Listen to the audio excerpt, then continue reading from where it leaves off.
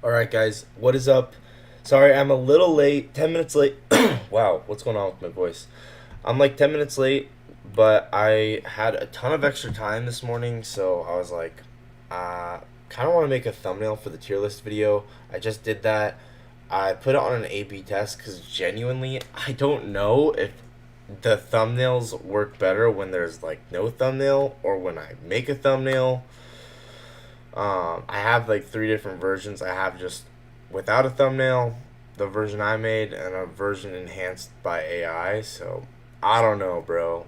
Like I don't know the YouTube thumbnail game, so I'm gonna let the YouTube algorithm do that test. But yeah, I had extra time, so I did that, and now we are going to review, or not review. We're going to live trade. Here we go. Let's do this. We got a lot to look at, a lot to analyze, and we're just gonna go top down. Here we go. So I'm gonna pull up Discord. I'm gonna pull up the Tradebate. I'm gonna pull up what's the other thing? Discord, Tradebate, and Forex Factory. Yeah, so that's why I'm a little late. Not super late, but okay. So today we have ADP non-farm employment change that came out at 8:15, and ISM services PMI that was at 10 o'clock. Okay, so let's go ahead and post that to the Discord. Let me know what you guys are thinking for today. I want to hear your guys' thoughts.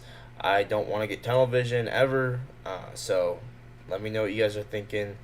Let's go ahead and post news. Here we go. So, okay. And then we'll go top down. And we got Tradebait pulled up there. Switching back to the other screen. Oh, and the new thing we got to pull up every day is the SP Pro tool. And I will pay for that once the trial ends, because, dude, that thing is so good. Like, it's, like, so impressively good. It's 100% worth it. It's $80 a year, but, man, that thing's probably worth hundreds and hundreds of dollars in reality a year. So, anyway, yeah, we'll go top down. Logging into this SP Pro X thing. And, yeah.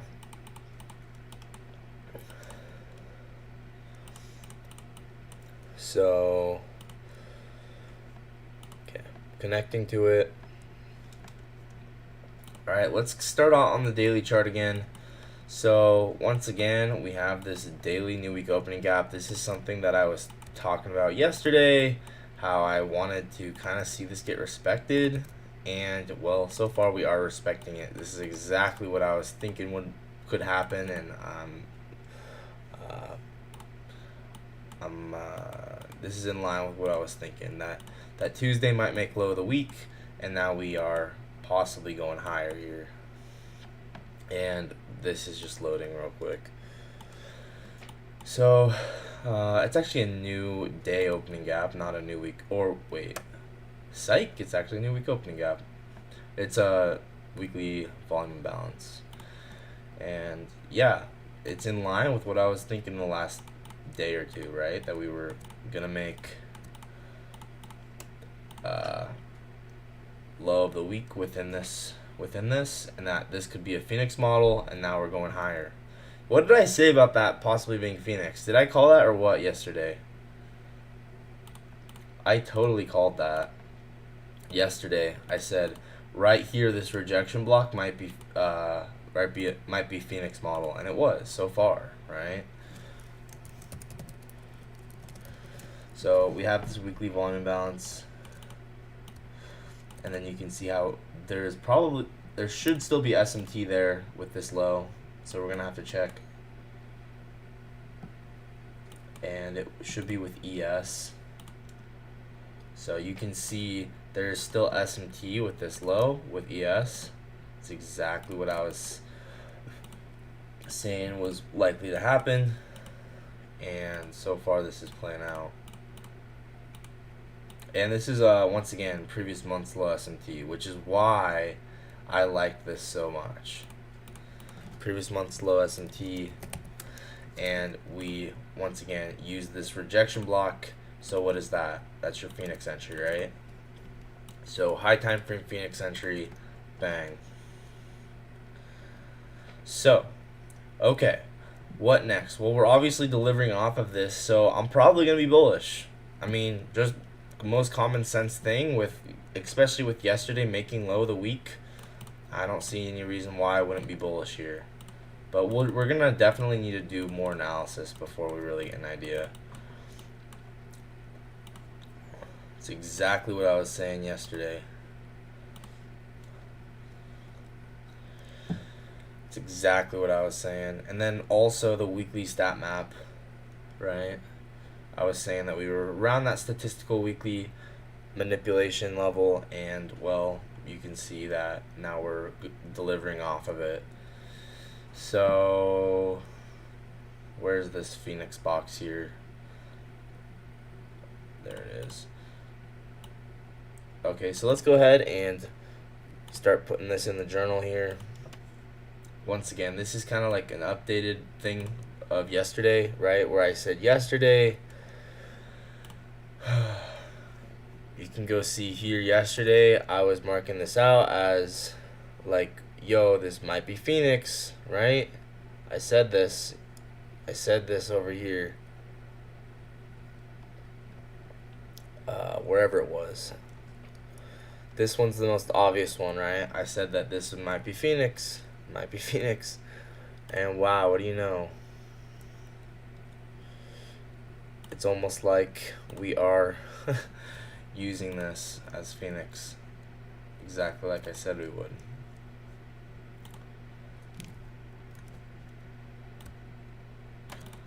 So let's go ahead and screenshot this. Let's reply to myself.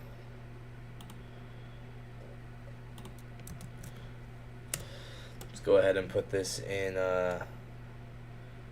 monthly, daily, and weekly 4-hour as well. It's also a 4-hour rejection block.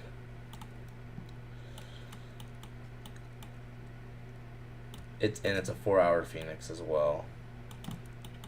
Maybe more obviously a 4-hour Phoenix. So now we have started to use this rejection block.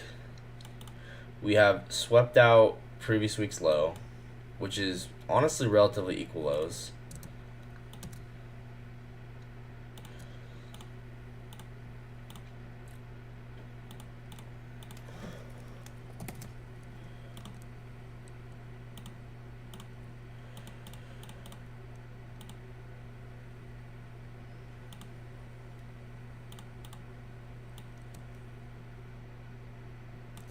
So you can see that we sweep that out there.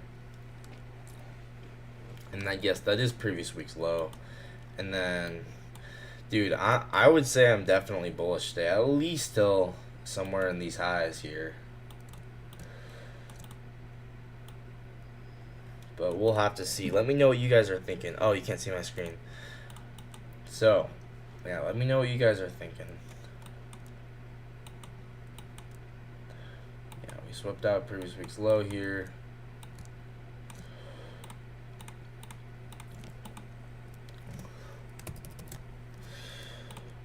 Bang. Right. That's exactly what I was saying. Actually, let's get rid of this, because this is not the 4-hour chart. This one is. You can see there's a 4-hour rejection block. We are using that.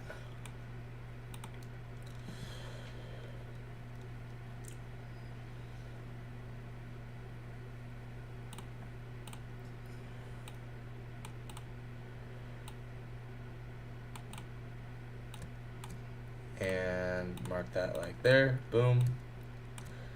Rejection block on the 4-hour. I love trading so much, dude. So cool.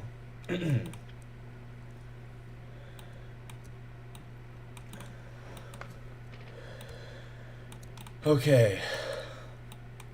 So yeah, still using this. Mark out C.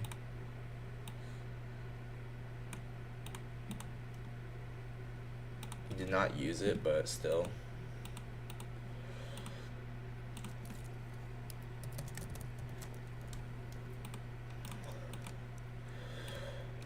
Okay, so I'm gonna screenshot that. Pretty clean.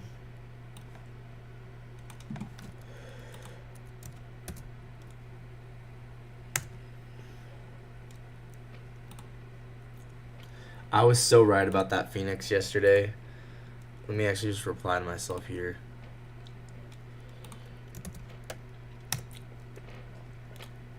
I was so right about that. Okay, so yeah, it's honestly a 4-hour for ViaGap as well.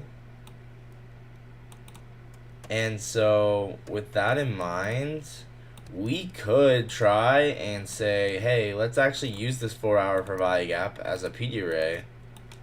It's in discount of this range. And maybe what we do is we frame a 4-hour, 15-minute model off of this. Well, no, we can't. It's not really respecting it very clearly. Maybe over there it did, but. But maybe we're obviously respecting this weekly volume imbalance. Maybe we look at the 4-hour and say, okay, we're getting a 4-hour change in state. Let's see what draws and liquidity we have at the upside. Also, once again, what happened this week? Tuesday mid low of the week, so that's a very strong sign that we're gonna get a bullish expansion week here. This hit the weekly statistical manipulation level. We got the weekly statistical distribution level, the opposing direction here.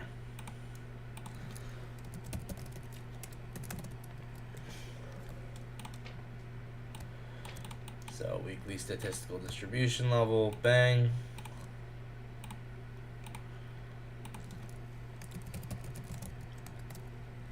I think we're going to get a bullish expansion week at this point. I would not be surprised at all.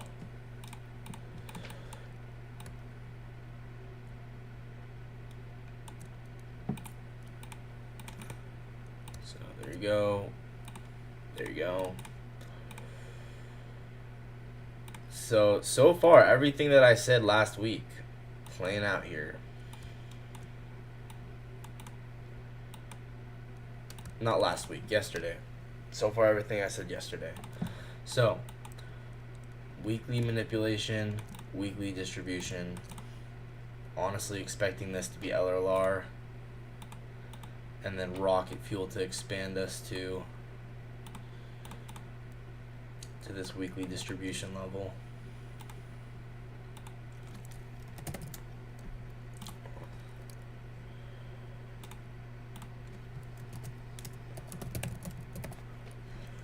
Y'all see what I'm saying though?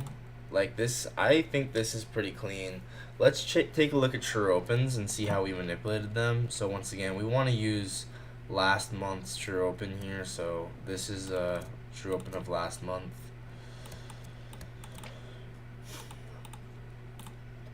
I want to use true week open as well. You can just see how the market interacted with these true opens here, and it's like so perfect.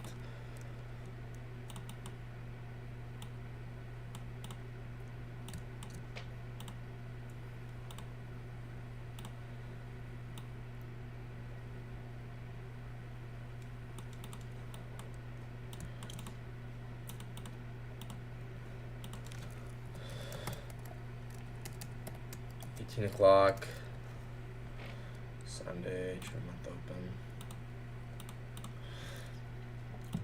Once again, it's kind of viewing this as rocket fuel here.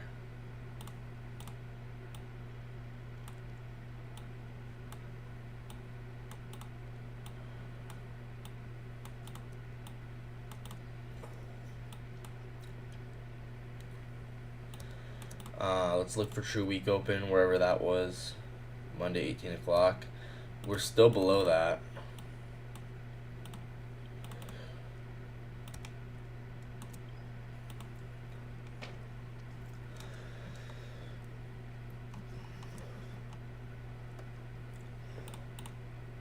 So marking that out, bang.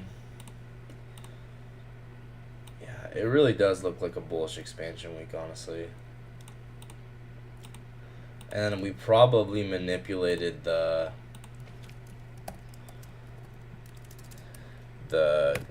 true day open as well, wherever that is. Yep, definitely did.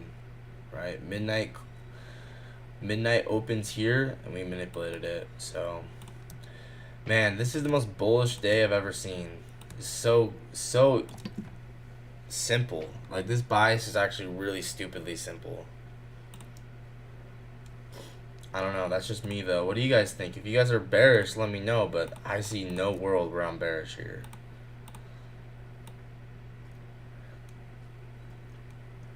One of the easiest reads on the market probably I've had in a while. That's from what I've seen, what I'm seeing. But oh no, I meant to do the line to be smaller.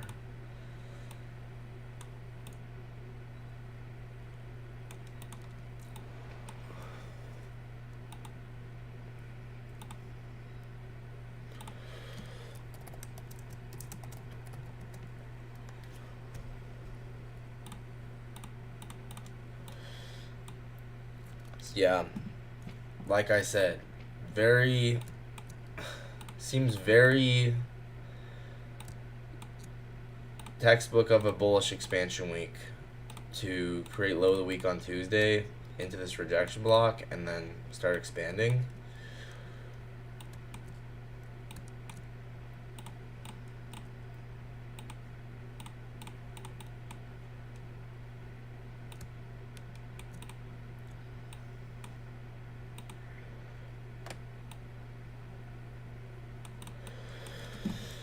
Okay, let's go ahead and put this in the weekly profile. Remember what I started marking this out.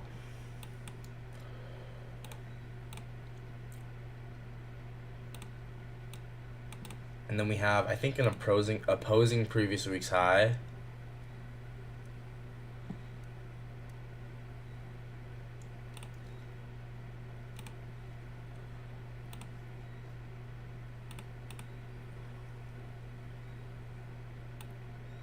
Yeah, bro, I think this is just about as simple of a weekly profile as it gets, bro.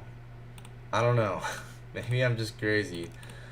But this looks like really, really obvious bullish expansion week.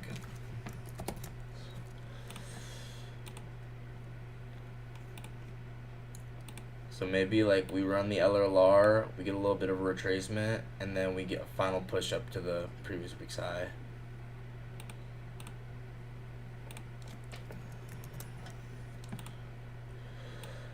Like utilizing this as a breaker.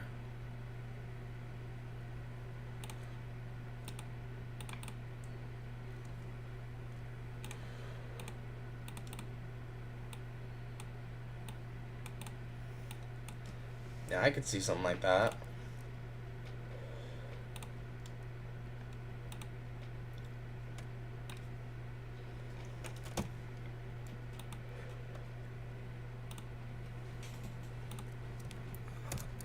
Bullish expansion week so far, playing out exactly as I said yesterday. I'll just say, yeah.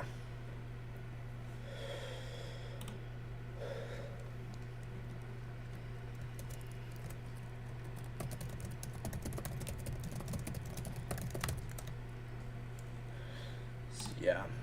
See, I'm bullish probably today, but let me know what you guys are thinking.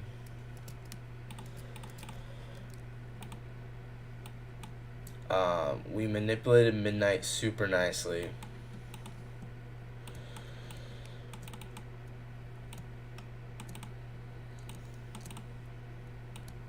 I mean, it just, the weekly stat map being right at that high is just so clean.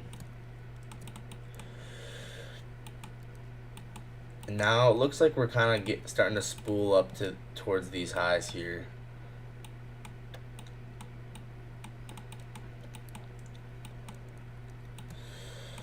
But that's just me. What are you guys thinking? Let me know. Let me know. Let's see if there's a dealing range here because we obviously have a fair value gap.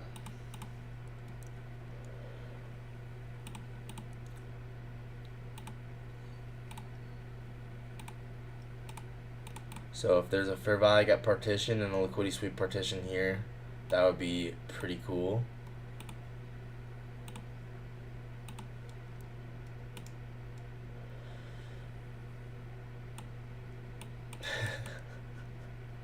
Told you. The high of the dealing range is right at the end of the LLR. Bro, this is just too...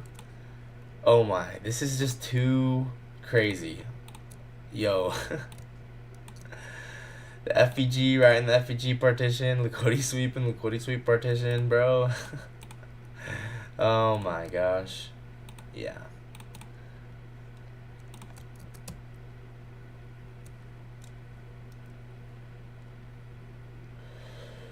And the dealing range high up here.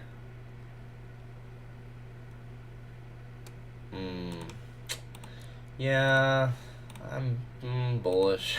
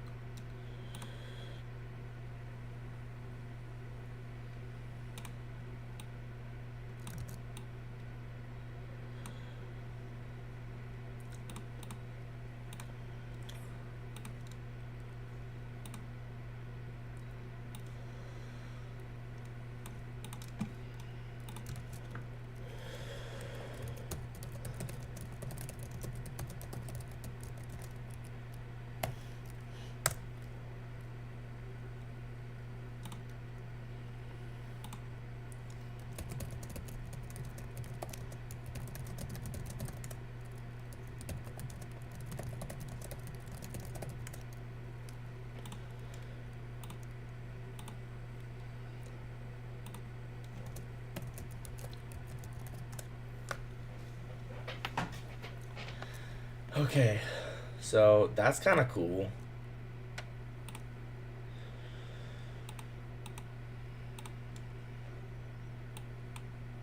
So yeah, definitely bullish. And the 729 high is right at the true month open as well.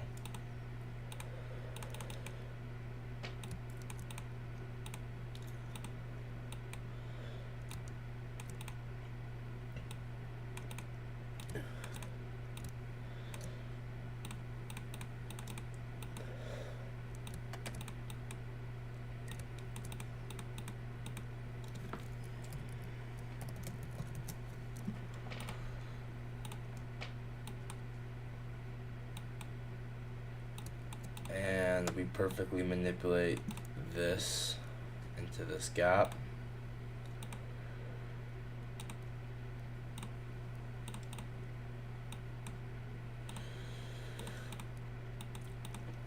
So 15-minute for value gap.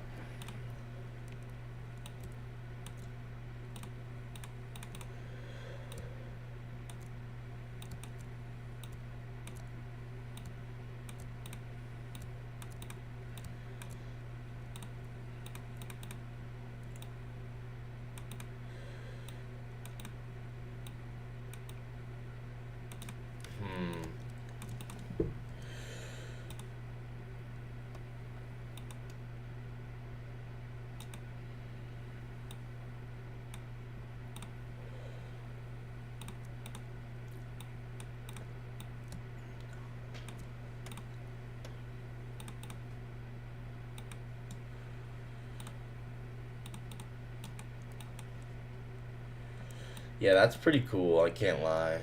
And then the way we manipulate midnight.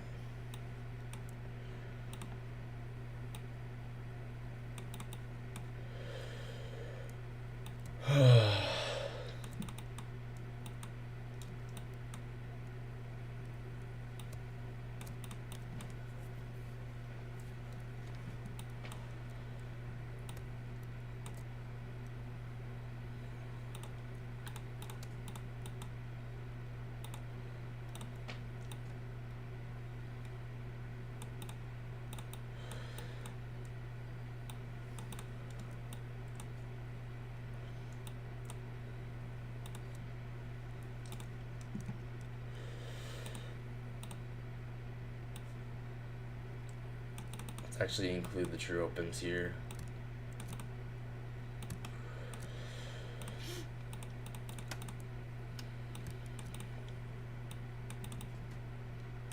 Yeah, seems pretty textbook, guys.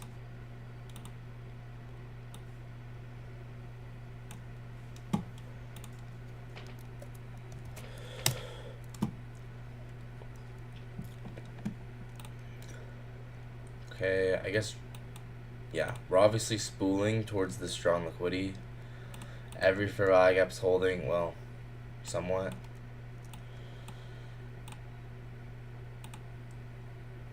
We're definitely bullish. I'm very, very bullish here.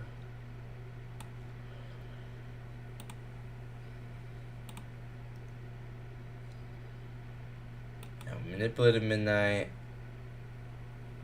130 was the 2022 model. So 130 true open. We obviously had some kind of 2022 model there.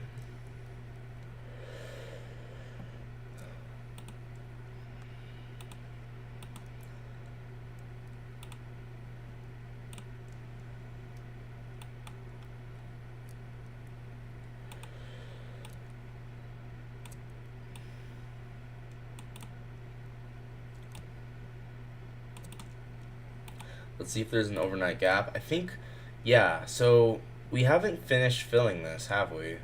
Where's the finish of the RTH? So there. We also have one here. So where are we going to open up? Okay, we'll actually have RTH gap above us and below us that need to get filled.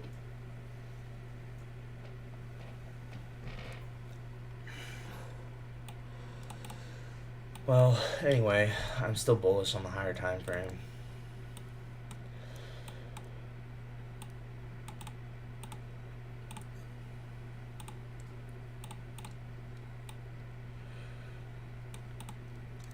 We got a really nice accumulation range, about well, more like CBDR. This is a CBDR here.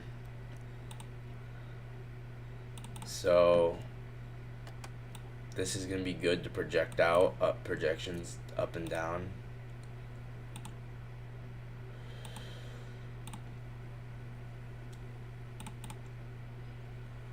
So we probably went 1.5 down.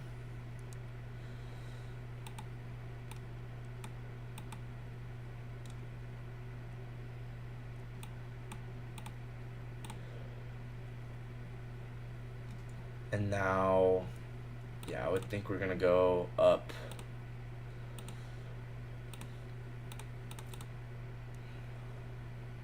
Here, let me get out the 1.5.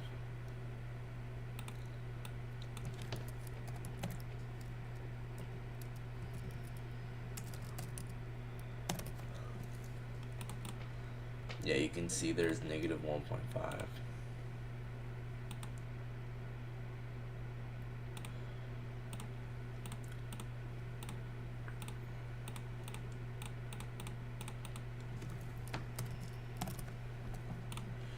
So take this, right? At this point, I would say, yeah, let's get rid of, or let's make this super light ocupacity because it's kind of,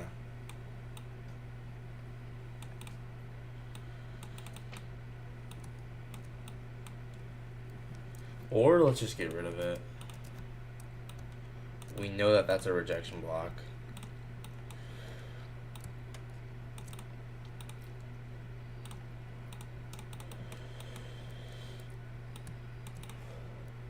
See, anyone said anything today?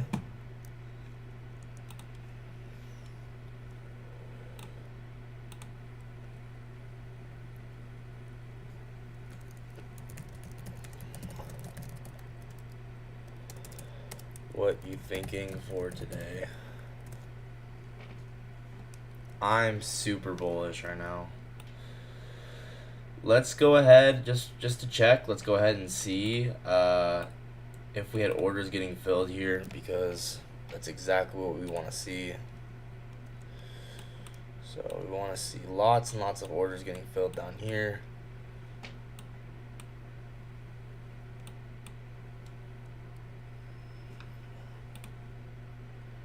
Someone market bought the bottom.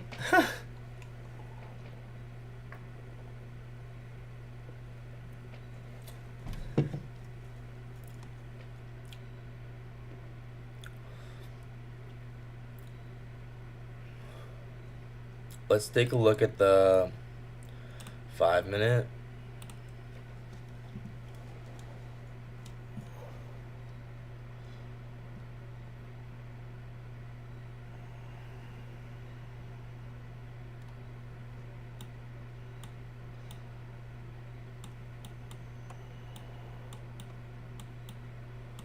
All right.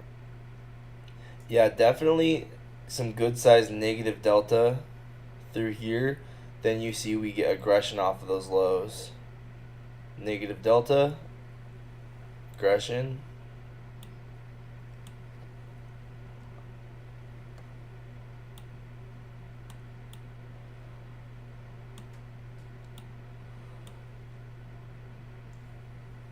Yeah, look at this candle. Negative 204. Seems like lots of orders getting filled there.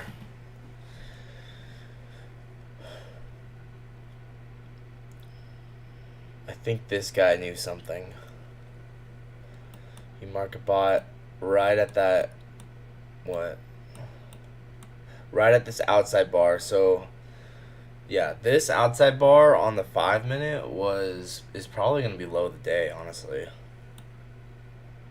And then also we have an inversion for value gap right after that, and then right here we have a Venom model. So yeah, this guy bottom ticked it. Well, kinda. So we're gonna want to see 730 here. And also, let's go ahead, since this is negative 1.5 projections from this low, let's go ahead and project this out. So one, so at least kind of one projection up here is where we should go, which, well, let's just say that that's a pretty reasonable target.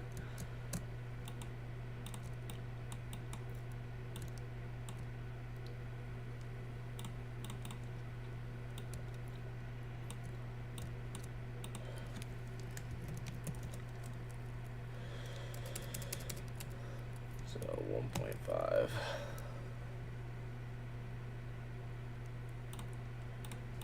That's definitely an area where I'm watching. Right here. And it makes sense because of liquidity too.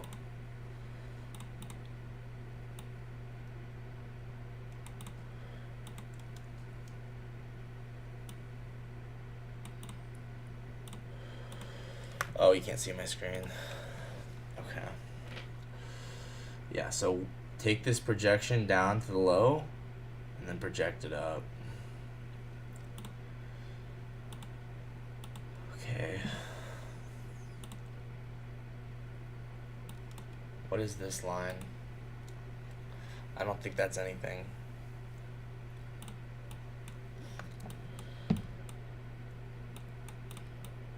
But yeah, there's this guy on the 5 minute, this 5 minute outside bar. Whoever took this 5 minute outside bar caught low of the day, and it was delivering from this 729. Let's take a look at daily stat map.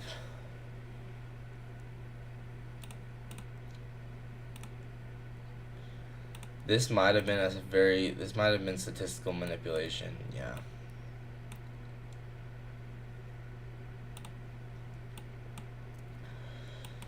Yeah, so this dude, whoever took this outside bar at 1:20 a.m., yeah, I mean that. I wish I was awake at that time because I feel like I'd take that, honestly. It's pretty textbook.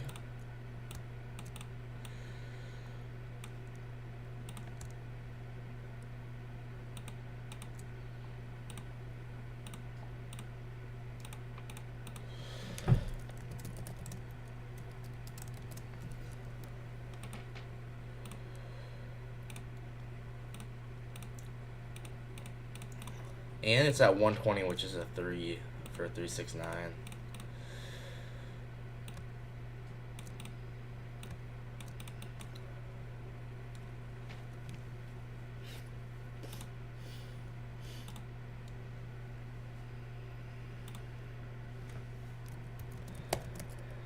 Hey, Javier's here. Finally, someone's here. Good morning. I am definitely bullish, bro. Like this is one of the most, for me, like obvious days for bias I've ever seen. So, so yeah, whoever took this outside bar at 120 this morning, yeah, they got the easiest trade of their life because, dang, bro, this really ain't that hard. Just outside bar right there, bang.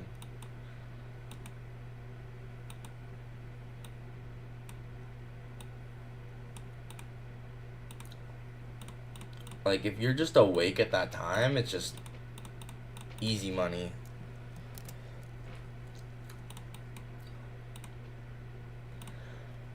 Right at the bottom of the FEG partition.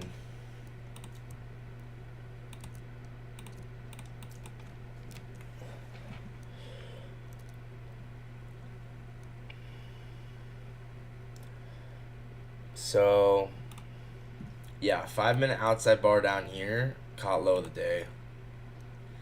And it turned into an inversion for value gap as well. Yeah, I personally think we need to go up to, I think we need to go up to 25,100. Oh my gosh, we have the same target. Yeah, 25,100. Such an obvious, bro, we're on the same exact page. 25,100. So yeah, this outside bar delivering from Goldbach 729 FVG caught low of day.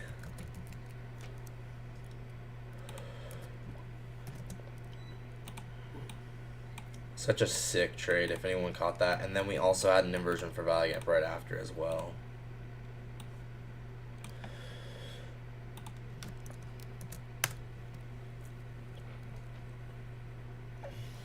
And yeah, and then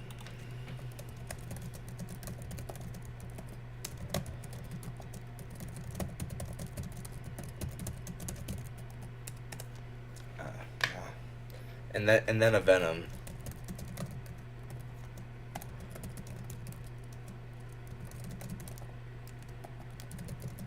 Which manipulated 130.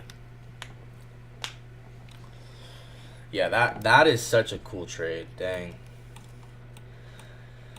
Okay, we're 730. We're 730 is right there. Wow. So we create this low at 730. We're probably not gonna go all the way down there. This is probably all the manipulation of 730 that we're gonna get.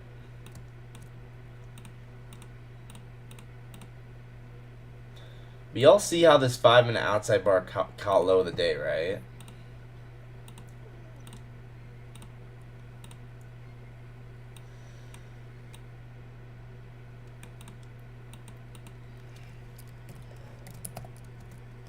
$730. What is this?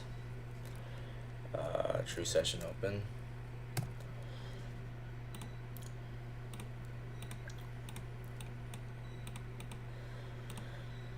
Yeah, guys, this is looking pretty textbook to me, honestly. Nice displacement.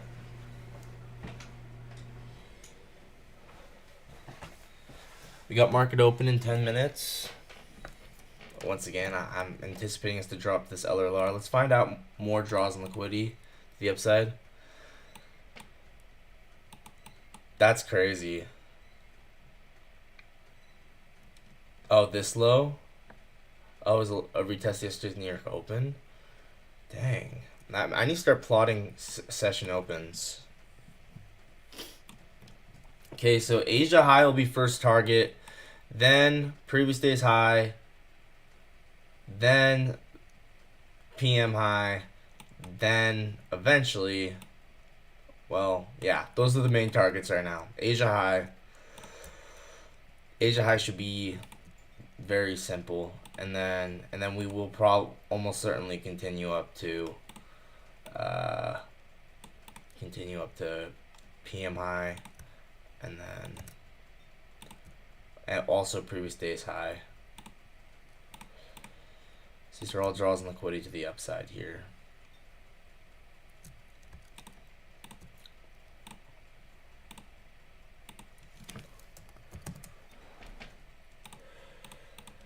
Yeah, I really don't see us not going higher here. 730 perfectly manipulated. So we might want to frame a model because there's going to be a 1 hour gap here, so we're going to probably need to frame a model off of that 1 hour gap.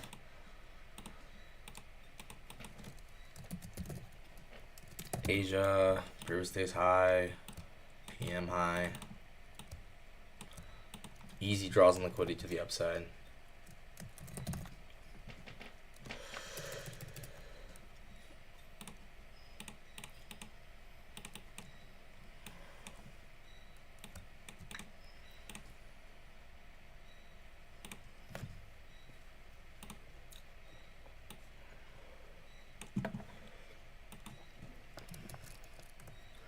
A lot of simple draws on liquidity to the upside. Let's put this in what is this? 5 minute, 1 hour, 5 minute.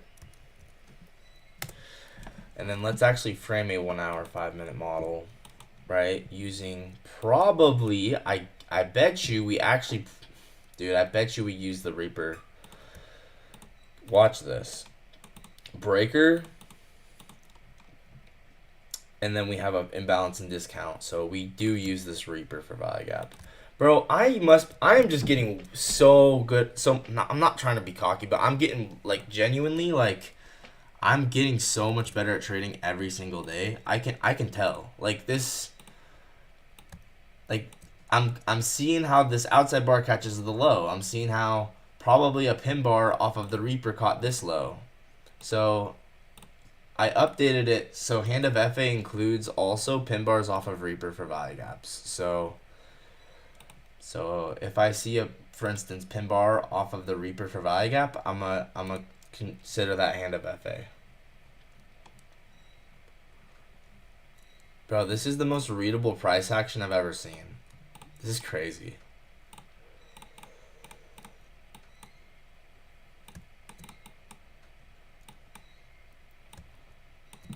And so yeah, true session open got manipulated perfectly. Midnight got manipulated down here.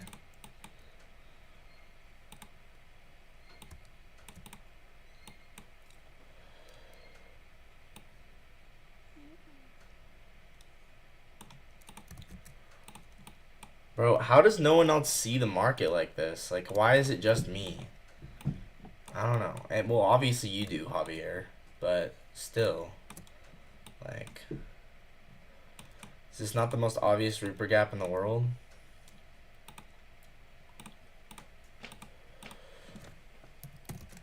Most obvious market maker buy model I've ever seen. Let's actually use this as a 1 hour gap here.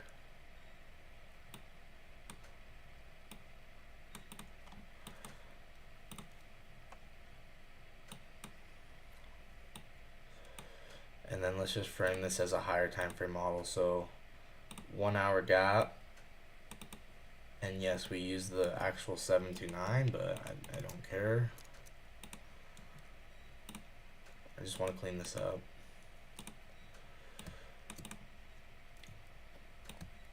Most obvious market maker buy model I've ever seen. Like, guys, come on. Here we got an order block. This whole thing is going to be projected. Wow, we already went 4 projections. What a surprise. This is the... Oh my.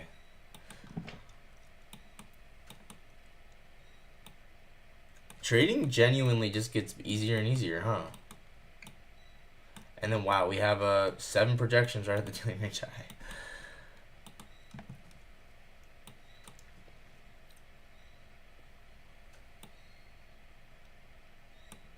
Oh, yeah. Mm. That's crazy.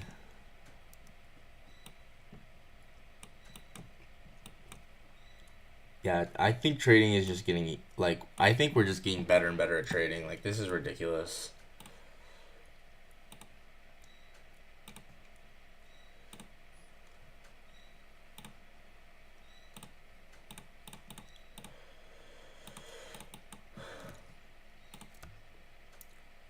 So 1 hour, most obvious 1 minute, 5 minute, 1 hour, 5 minute model I've ever seen.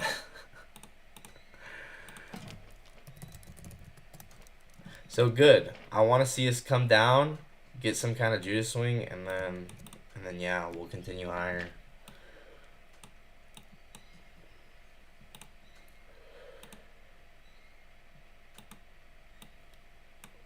Bro, today's on easy mode. What is going on? If I was here in London, I would caught like a 20-yard trade.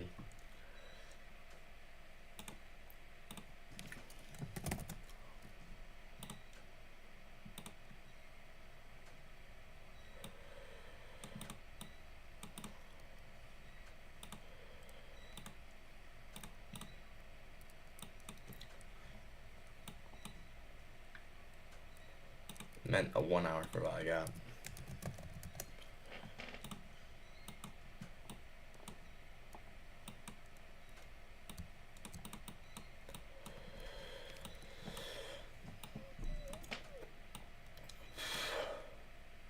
Dang, bro. This is just weirdly simple. It's almost weird. Like London mid low of the day. What do you guys think daily profile is?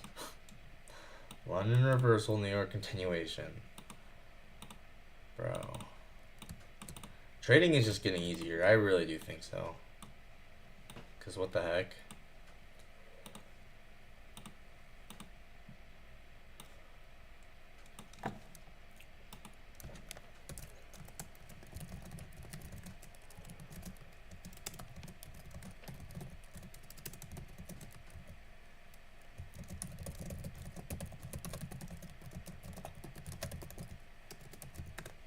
Yeah, that actually is. I think that is the most obvious market maker buy model I've ever seen. That is the most obvious. This is the most textbook market maker buy model that I have ever seen, ever, ever. It's crazy.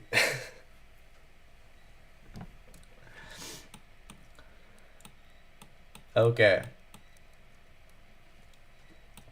So I do think we will continue up to Asia and London. Let's get out true opens. Let's get out SMTs.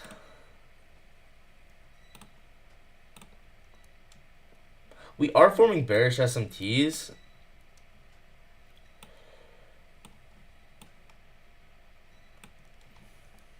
I don't know. I'm not looking for shorts here. So we probably had a pin bar on the 1 minute. Oh, is that market open? Oh, that's market open.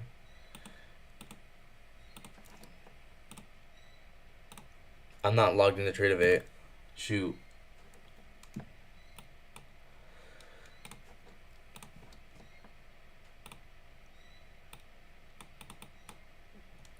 I could have taken that as an outside bar on the 1 minute, but I wasn't logged in, or on the 30-second, or on the 15-second. I wasn't logged into Trade of 8. Dang it.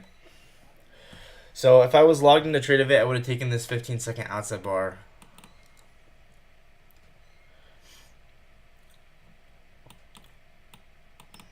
I didn't realize it was market open.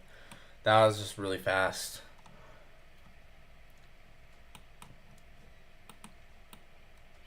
So I'm in a nickname. Anytime there's a outside bar right at market open or right at news, I'm gonna nickname it and make it its own model. And I'm thinking about like naming it after that Han Solo duel, where they like he pulls the gun and shoots Greedo. I'm thinking I'm gonna name it after that because that's like basically the vibes that it gives. So we might actually need to resweep market open lows. So it's all, if so, it's all good. And definitely have taken profit within here, and then I'd be holding some for Asia and PM and previous day's high, but might have gotten break even there, which is fine.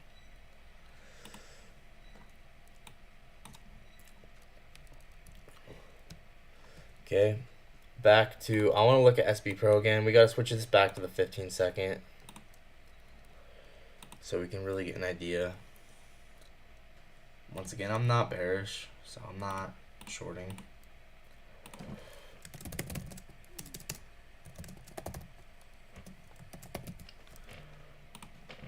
Yeah, lots of aggression in these candles. Huge delta.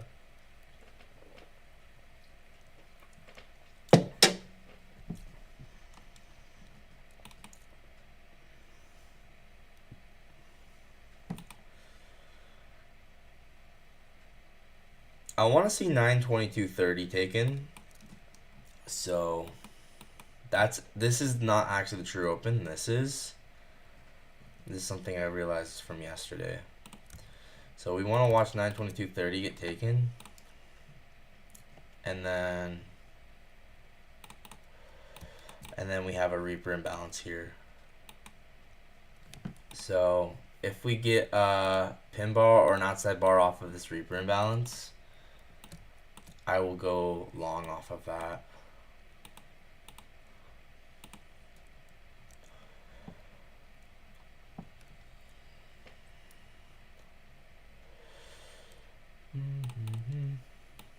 Oh, there you go. We got another outside bar, but we still might come down here.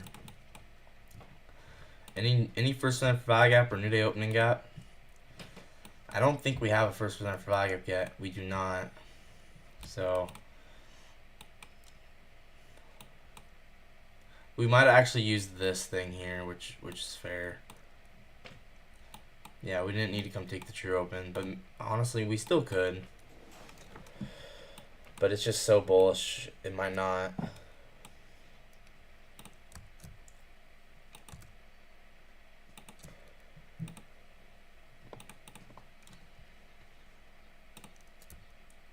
Which is fine if it doesn't. Alright, Asia high, I guess, got taken. Well, it left relatively equal highs with Asia. So once again, I'm going to look for a reaction off of that Reaper gap, which is below the true open. And it's an event horizon as well. This is such a high confluence area. We're backtesting an end dog though here.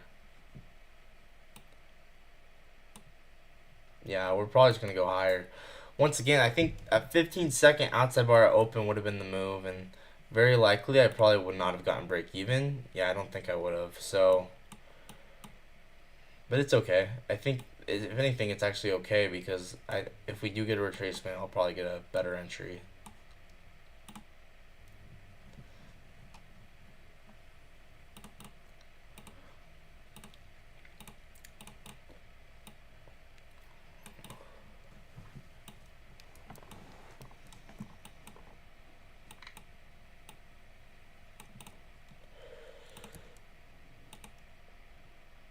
Here we go.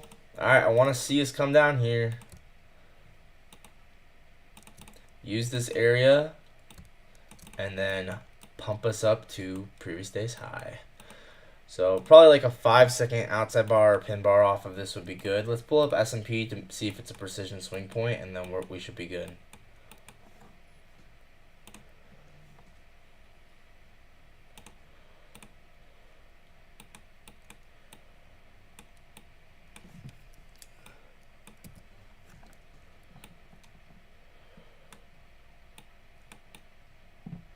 Not convinced of anything. This could play out. It's a 2-minute outside. It's an outside bar. I'm not gonna take it because not really internal sweep. I don't like it. Yeah. I want to wait for something a little more obvious than that.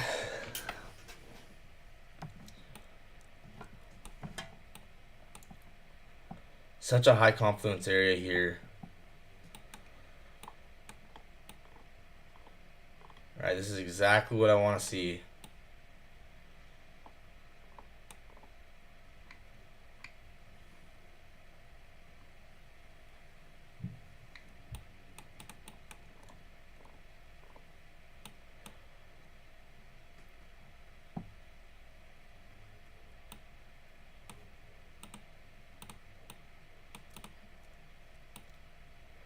Basically dip below it.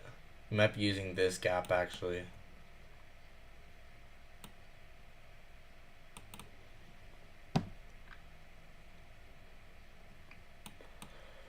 And it's also possible we're getting the precision swing point with YM. Okay, that's a decent entry. I don't know. I'm not a huge fan of it, but I mean it's really actually decent. So that could be your entry right there. I'm not gonna take that one, but tape read it. Yeah, so we ended up using the lower one here.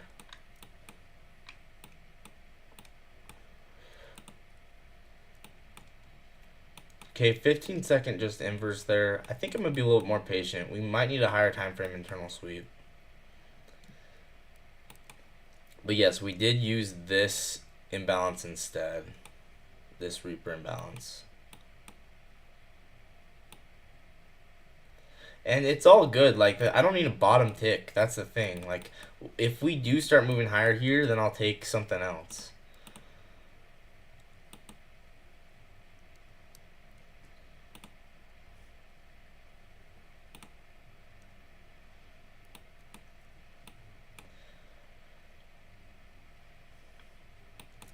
But I kind of want to see internal sweep. And also, we might need to go take market open lows, right?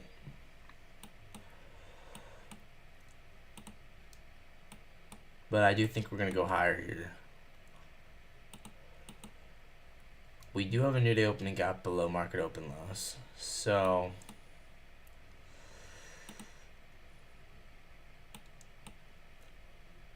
yeah, what actually could happen is we might reuse the same Reaper for value gap and then maybe get like a Phoenix model with this rejection block. That would be interesting.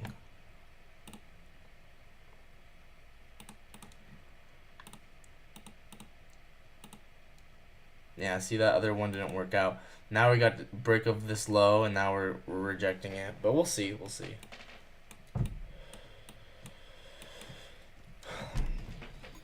Alright, you could take this if you want. I'm not taking it, but you could tape read it. I just don't know if we're going to go lower yet. There's been no internal sweep. But if you like this, go try it. But for me, there's no internal sweep. Yep, see, that's why I'm grateful I didn't take it.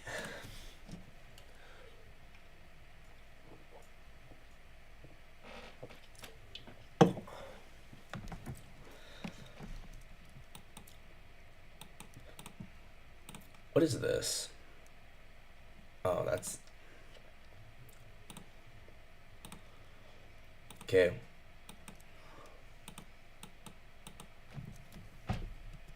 Let's kind of clean up the chart a little bit. Still think we're going to go higher. I've been wanting this internal sweep for this whole time.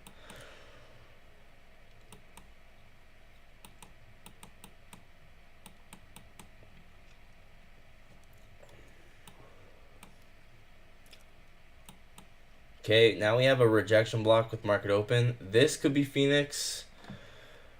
So, right, this could be Phoenix. It's possible. You know, I really want to see this, the RTH quadrants. Oh, we do have an RTH gap below. So we could fill that.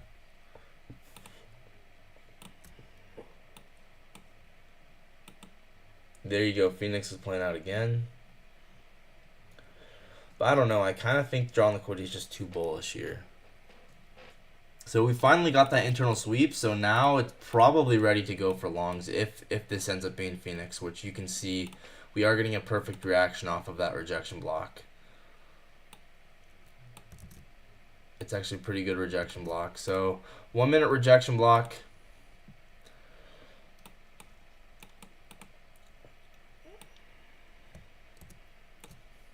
This could be Phoenix right here. And we might just use that consequent encroachment of it.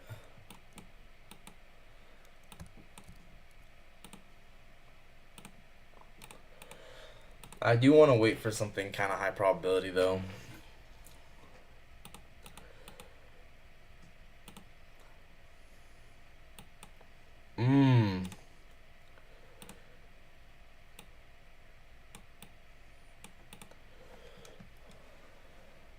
Nah.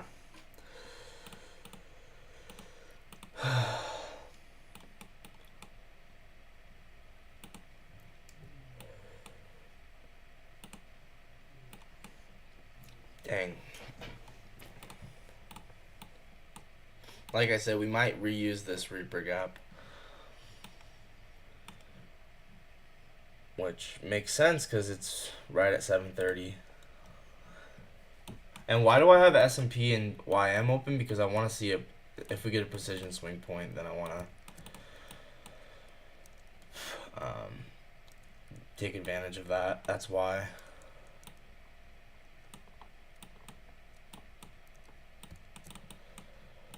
What is this?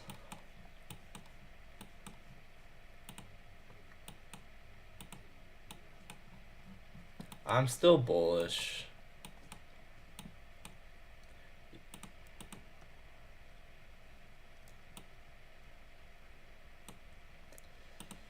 Once again, 730.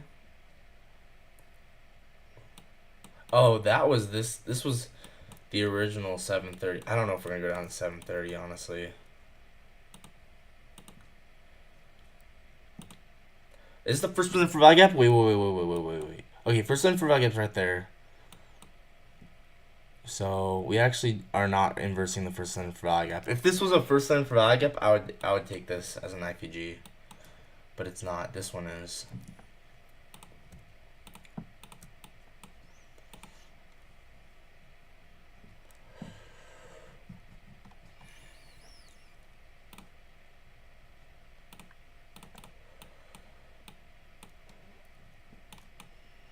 So we still have market open lows. That actually could be the drawn liquidity.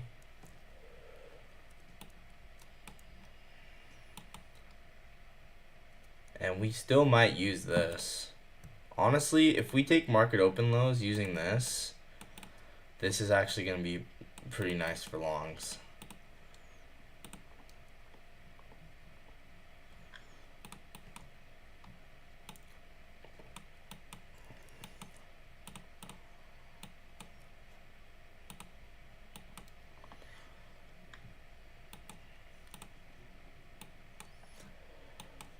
Is there a new day opening gap here? Or a new week opening gap? Oh, there's a new day opening gap right there at market open low.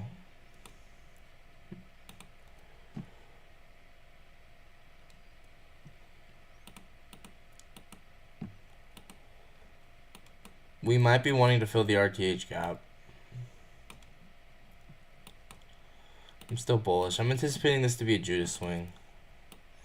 It might not go until the macro, which means we still have 5-ish more minutes, but it's setting up very, very well. Once again, taking market open low here out of this Reaper gap.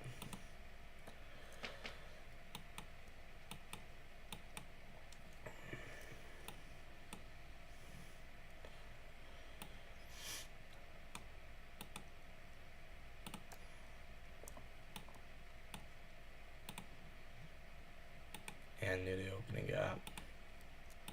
I think this could be the low right here. And then did we just get a PSP? No. How about on the 32nd? Low key on the 32nd, we just got a PSP. Right here.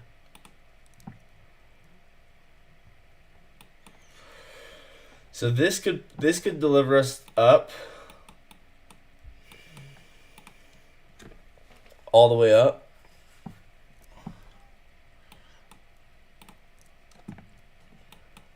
know for sure, which is why I'm doing nothing. Alright, so we're inversing this gap here.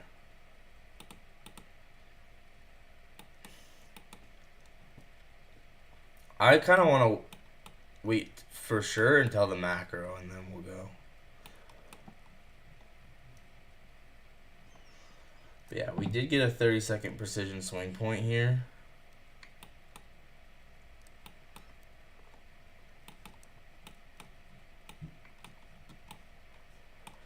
We manipulated the low time frame true open. We got lots of SMTs. Alright, we should be ready to go.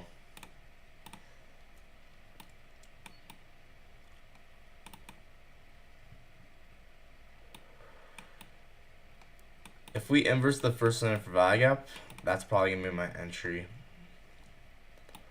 Or we could go on the change of state.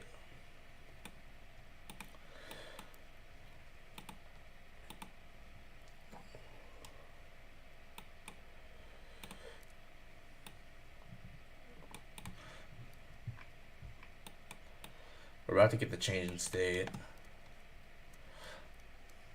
We're forming bearish SMT.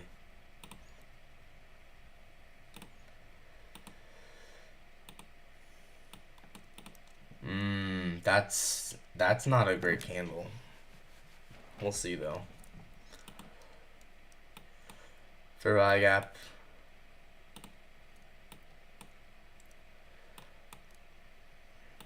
I really want to just look at just this real quick. Maybe we need a third sweep of this low.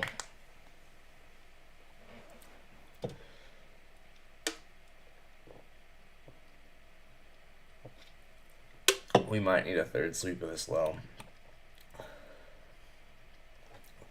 Once again, the macro is coming up here in really soon. So we're going to deliver higher during the macro. It's just a matter of what's the entry, right?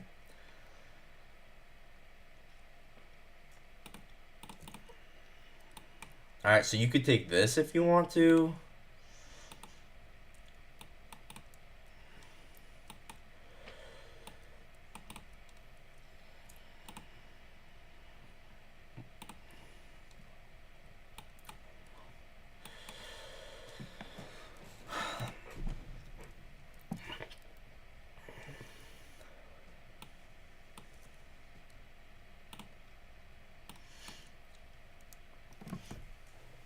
I'm waiting. Dude, is anyone even watching? No one's been even on the stream at all. I don't think anyone's watching.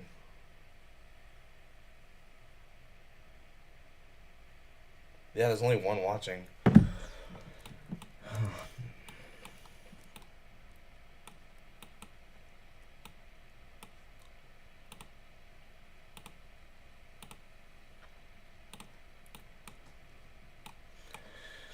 We're rejecting the first line for value gap.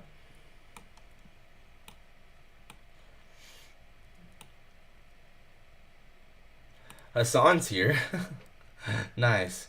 It's kind of weird no one's watching, but I don't know. I'm not here to trade for anyone else besides myself. So it doesn't matter.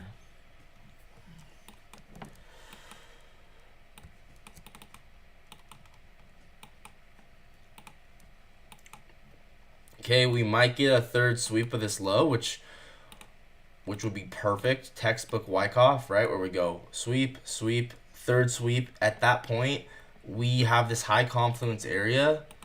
If we delivered from it, we could probably get like a 10-hour trade because this is so obviously accumulation, manipulation, distribution. And this actually might be a better rejection block. Guys, should I try a Dark Phoenix? I'm honestly considering, I would consider trying a Dark Phoenix if there was SMT with this low, with this rejection block. Where we get this soup here.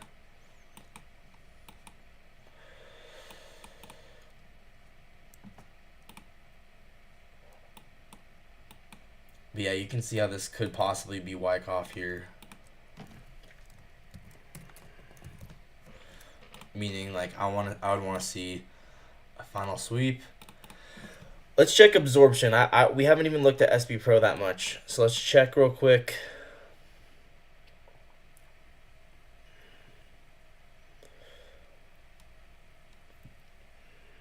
Oh yeah, we were definitely getting a ton of absorption at the candles, those low candles, and then we got aggression off of it. Okay, we're going into the macro. If you like that inversion, take it. I don't think it's ready to run liquidity yet. Not taking it.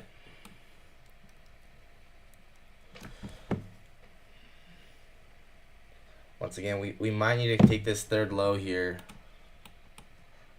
And then once again, if we ended up getting like an SMT with this low.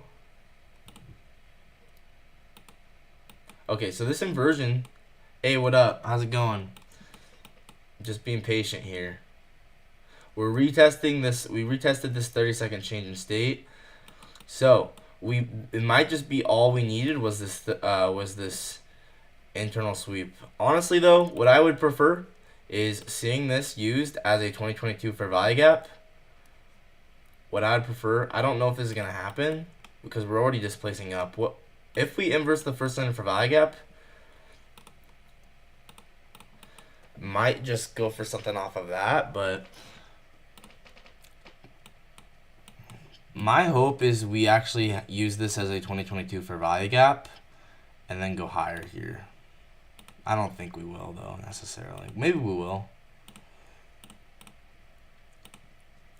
And then we have a volume imbalance at the bottom here, so it's definitely possible. Well,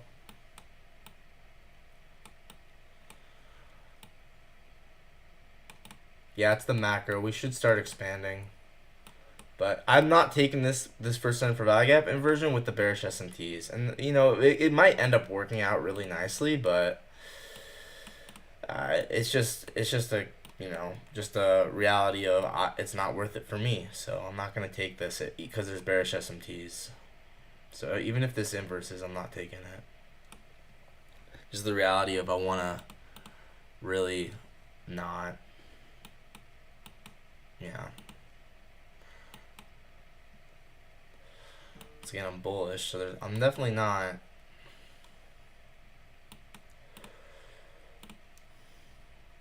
Let's check our GB range, because I think if there's a fair value gap partition here, this is going to be really high confluence, because once again, liquidity sweep, breaker structure, fair value gap.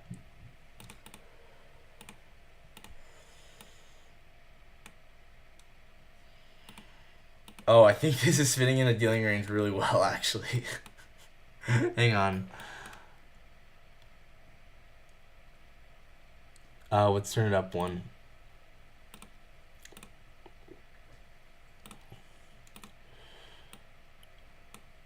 We already used the fair value gap. Once again, you guys see how this is accumulation, manipulation, distribution. And yeah, there's a chance that I'm late to this, right? And I might miss this, but I want to see, maybe we sweep these lows again. We might not though. But I'm not taking anything if there's bearish SMTs with this inversion. Might be a mistake, but whatever.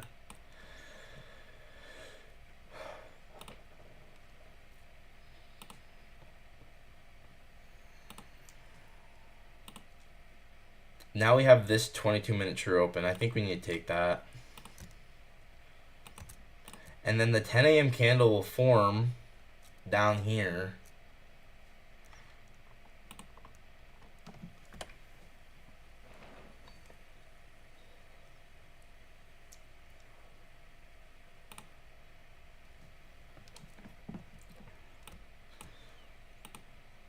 So tape read the first strike short, guys, because we're getting a first strike short. I'm not taking the short because I'm not bearish. But the first strike short would be off of this 5-second change in state.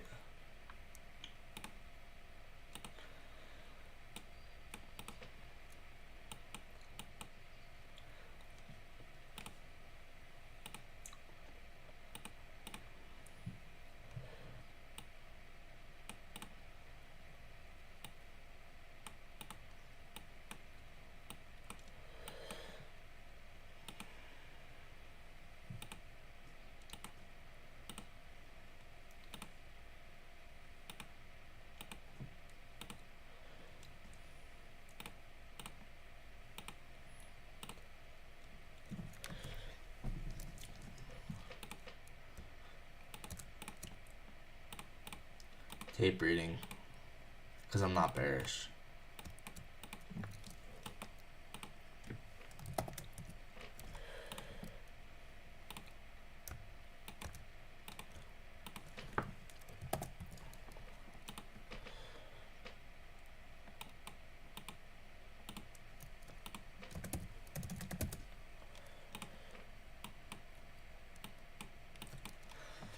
So this is the change in state delivery on the 5-second off the first center value gap.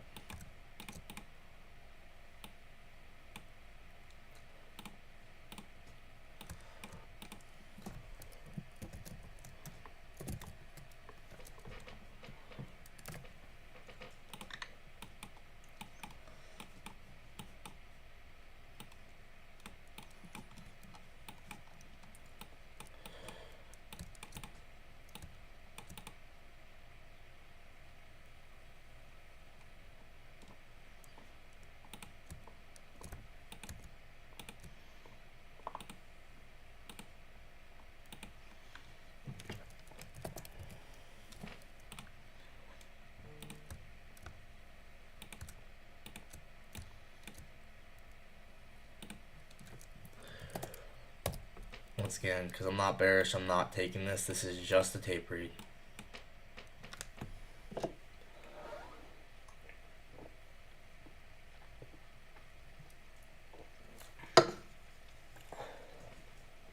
Let's check absorption. Yeah, there's a decent amount of aggression off of the off of those candles up there. So equal lows. So I would not have gone break even yet because we obviously did not take it. Even if I got filled for TP1, I wouldn't go break even because equal lows.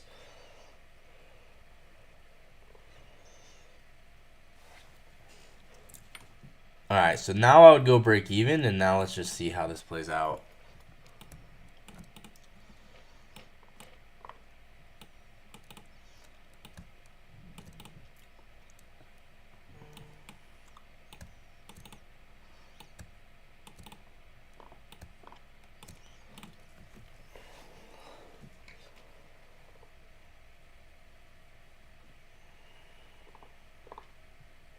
Once again, I'm bullish. I'm not taking this. This is tape read, but I'm wanting to see us come down, sweep out these lows, and then get longs. Or maybe we just use this.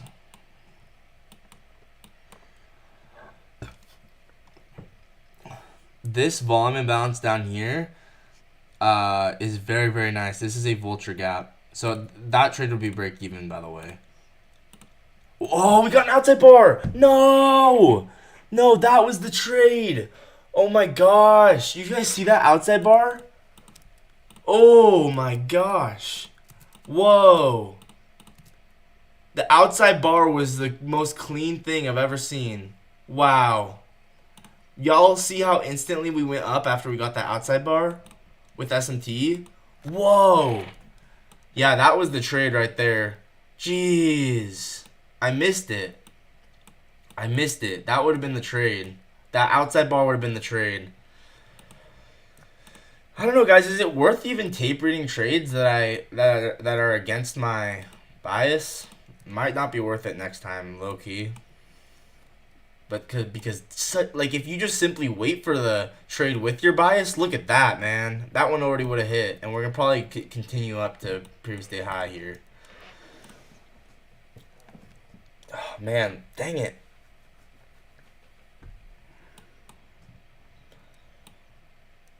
Once again, this was such a high confluence area. This is where I wanted to see the low form. We did not come reuse this.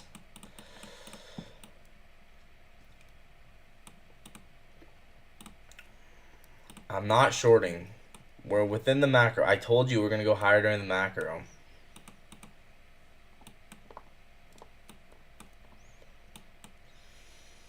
Dang it. I feel like I missed the opportunity. That sucks. I don't know. I just missed the opportunity here. I missed the boat. I definitely missed the boat on this. Sucks, but what can I do? I missed it. Because I was thinking we might come down and take the low again, or come down to these lows, which would have been really, really obvious for longs. Okay, so we're getting a 15-second change in state. The downside, if this closes with SMT, we could still go lower. So that did just close. But I don't know. I'm not bearish, so I'm mostly just saying that because I want to be. I want it to go lower so I can get some longs, but I don't necessarily think that it will. Yeah, see? So if you like this inversion, you could try it, but it's too far in premium for me. It's not worth it for me. Just waiting for there's something to be like amazing, which would happen if we came down into this fair value gap, got a trade to the upside, or if we came down into this area and maybe swept out the low one more time and then got a trade to the upside. So it's all good either way.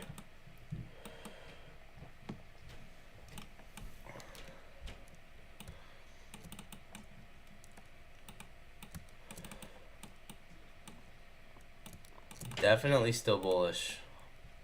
Period.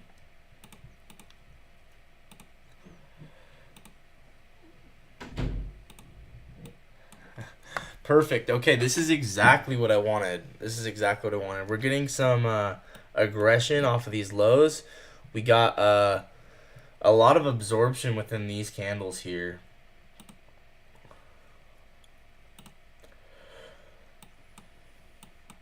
I want to see these lows taken. I want to see this 2022 gap held, and then I want to see a violent move back up. And then I'm gonna enter. Watch this gap right here. This is the vulture gap. Okay? I want to see this vulture gap be the exact low. Okay? If we get a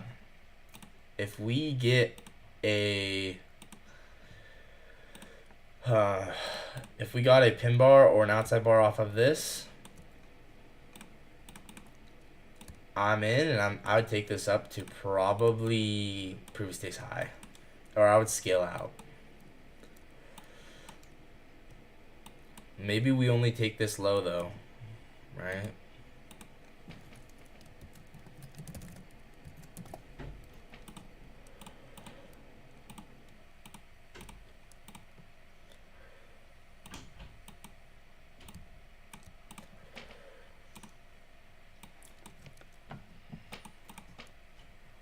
Yeah, so this 15-second inversion might deliver us up.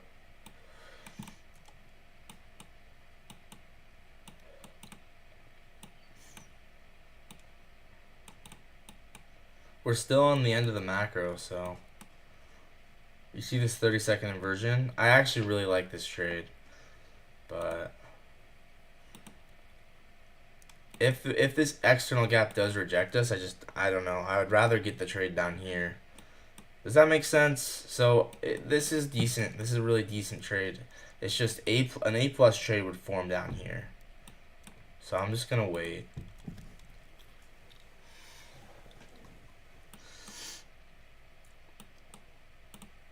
Now might be good to take this as a 1 minute IVG right here. Oh, actually I really like this. Yeah. Yeah, we're definitely bullish here. So we soup the true open.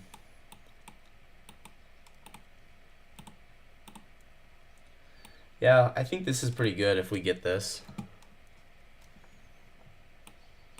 It's a magneto effect where we got a more recent SMT.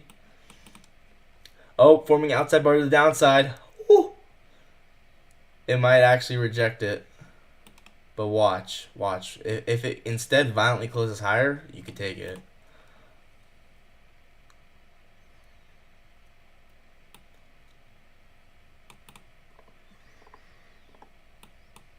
And it actually could end up being an outside bar to the upside in a funny way, actually. It is, bro. It's literally an outside bar and an inversion for value gap. It's another bearish SMT, but if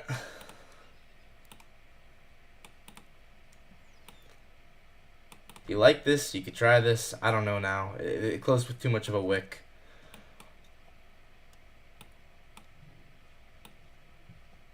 We're still bullish. I've been saying this. We're still bullish. Let's check. We get absorption in that candle. 90, 39, 21.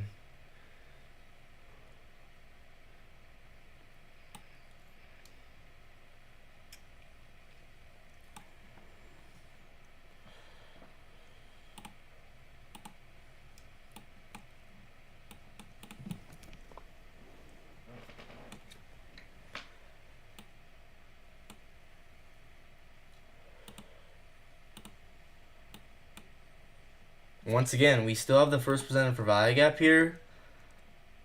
So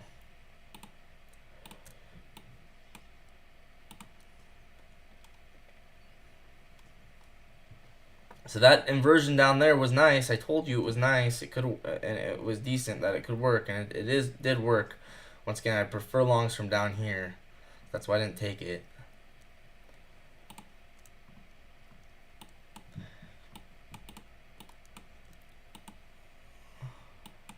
Okay, so this, once again, this as well. Like, if you like this, you try this, right? Because this gap inversed.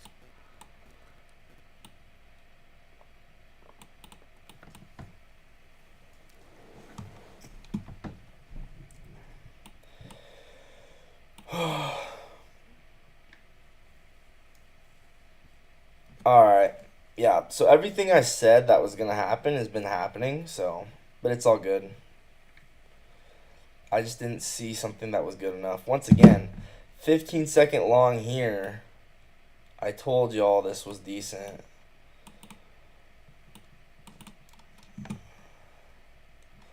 Treating this as a void. Because once again, this was Magneto effect. We had an old SMT, bearish SMT here, and then along here. We just got a buyer of 190 cons. Pretty high delta. I think there's a whale trapped here, actually. We might get a move lower off of this.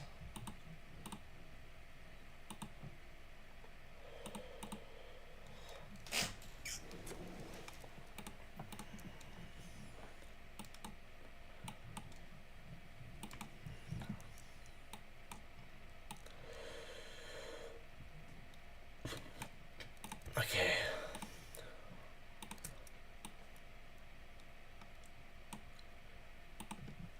Man. Or it's just displacement to go run that liquidity, because once again.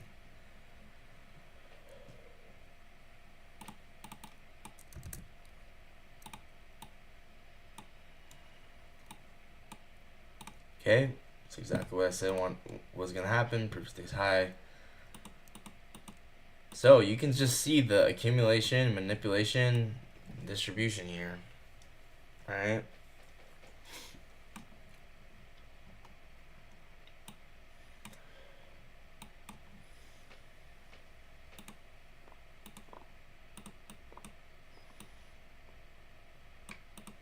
So we're approaching the RTH 0.75.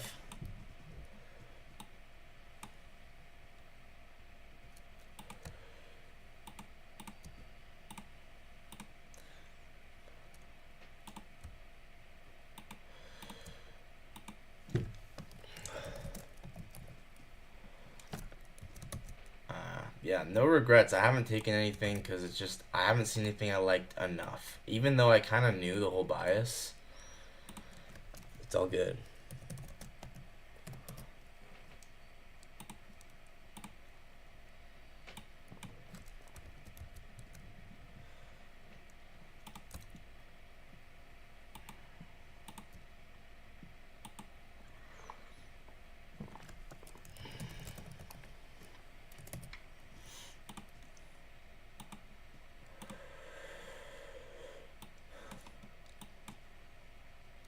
Alright.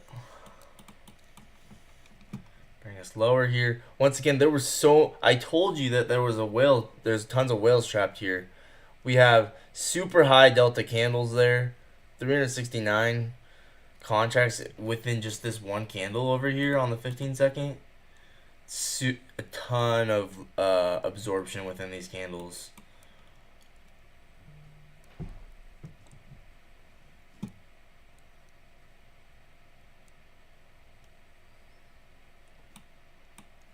But it just might not be bearish.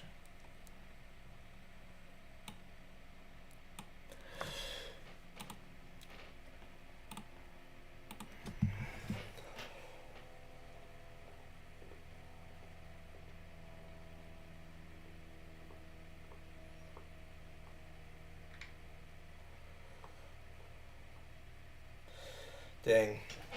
I'm trying to be patient, guys. There's a couple trades I told y'all that were good.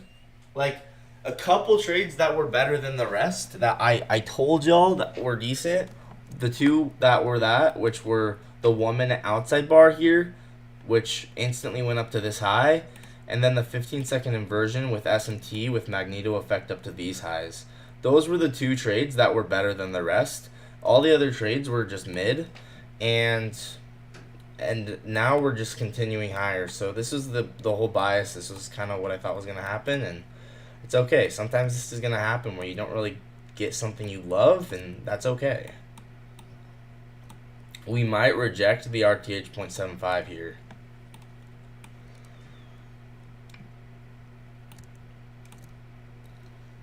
Once again, I'm bullish. I'm so bullish. So I'm not shorting. I don't care what happens. Like, this could be an amazing short, and I'm still not going to take it because I'm not bearish. Like, it's just a high time frame LRLR run. And we still have so many draws and liquidity to the upside. So many draws and liquidity to the upside.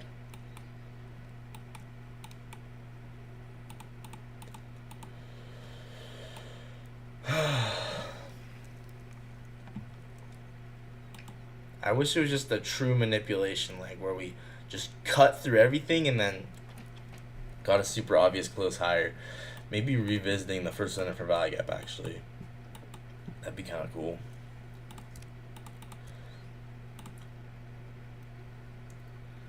We totally had the bias correct. We still do, and it's still going to keep going up. I'm telling you right now. So we do not have the new 90-minute open yet.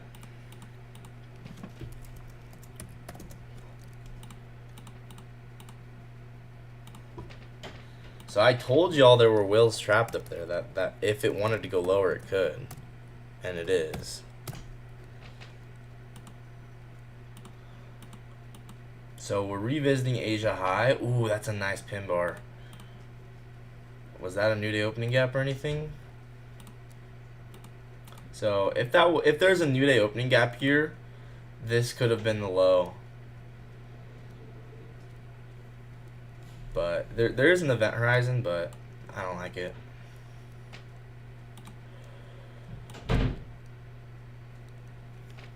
Yeah, I know. It wasn't that hard to get bias at all.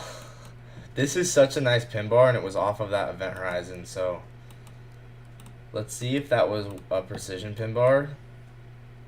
Yeah, so this is a PSP right here. So if y'all want to take a degen trade, there's a PSP here. If we retest this, this could take us way high. Just if you want to try a degen type of trade here. Could take us all the way up to these highs or these highs.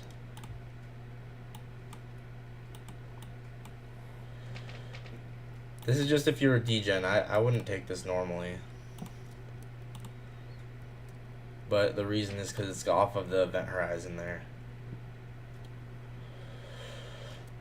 We got bearish SMTs. It's not so good anymore, guys, because if it retested now, it's going against the magneto effect to the downside.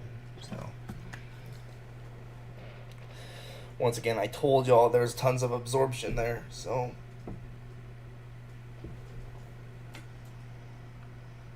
hourly high off an inside bar? Dang, bro, I gotta get better at noticing those inside bars.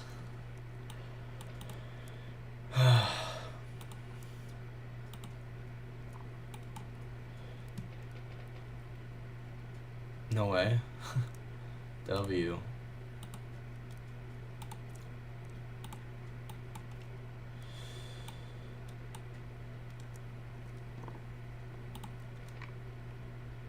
not bearish. I am not shorting, period. But we do have an end dog here, so this end dog could reject us, or we could interact with it and go higher off of it.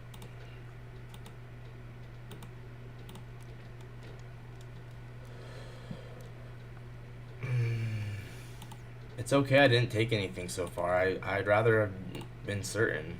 I did like that inversion there, but it wasn't good enough. It wasn't good enough. So this could be yeah, I don't know. We'll see. I mean, I'd only take shorts if it was really, really obvious, but I really don't want to. I don't think it's that good at all. I told y'all that this pin bar was good. I told y'all that this could deliver us higher.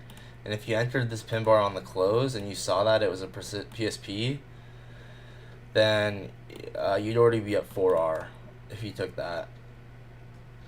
We revisited Asia's high. I didn't even realize that.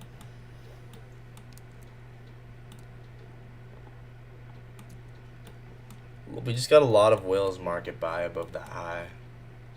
But it could just be energetic displacement to go higher.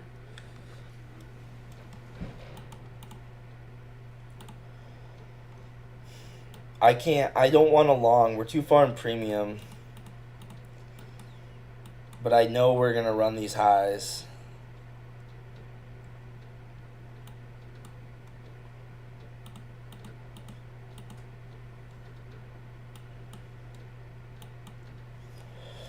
I think your best trade, the best opportunity will be if the market did come back to...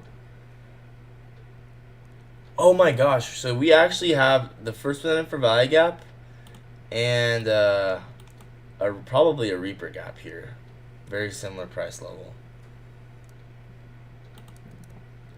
So once again, like this is the superstar thing I talked about. So if this came back down here, which I don't know if it would, but if it did, I would not mind it. But I don't think it necessarily will. Yeah, see, told y'all, it's still bullish. High time frame we were in discount, exactly, which is why low time frame's not going to necessarily go to discount, which is annoying for me because I really wanted to take a trade. I don't know what I could have done.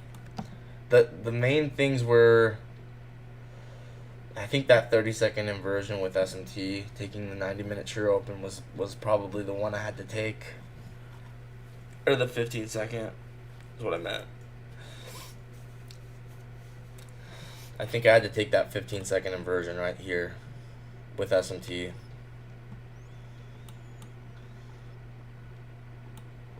So this did not play out. It could have. It would have been amazing if it did. We're just gonna keep going higher.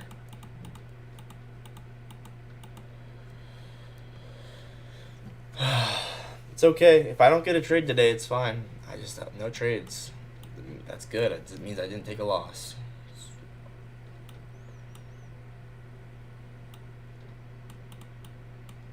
But I called bias perfectly. I even called the level that was probably going to be the low. You can see that was the low right there.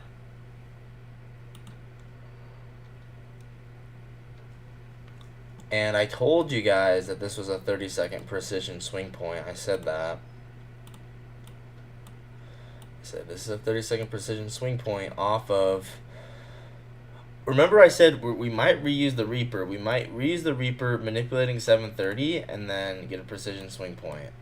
And then what happened? We did that.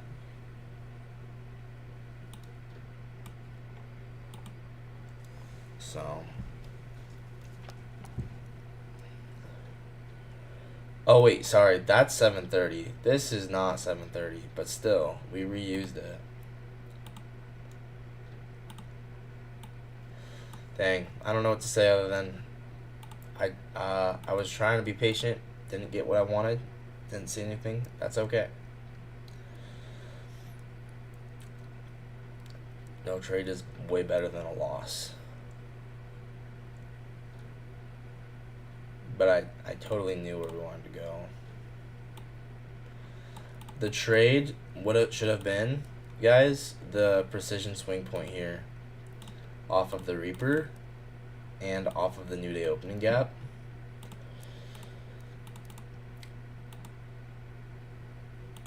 And you can see how this is below all the true opens, so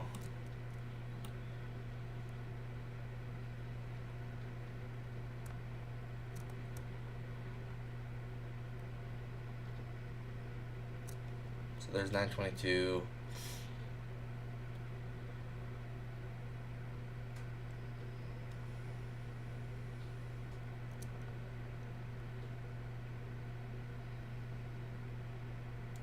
There's 928. Okay, so if I could redo today, I would have gone like this. Especially because this is right at the start of the macro too. So I would have gone, we're below both these true opens.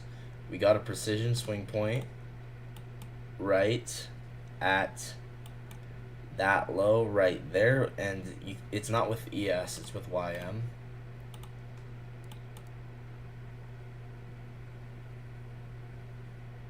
And you can see YM is green, NASDAQ is red. So enter off of that. You put your stop loss a little bit lower, just because, you know, in case it does something weird like that. And then, yeah, then I would just take this all the way up. Well, this would be kind of scary. You could have got stopped out there. I'm gonna be real, but yeah. We already took previous day's high.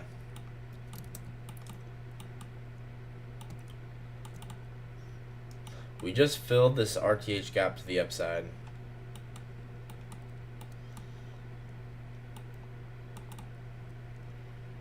So yeah, like I said, if y'all wanted to take this, this is hand of FA. Well, this is actually seal of FA.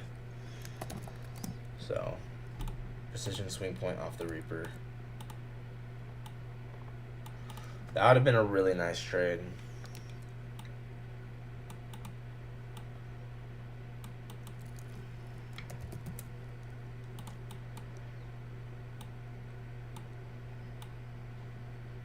And you can see why. I mean,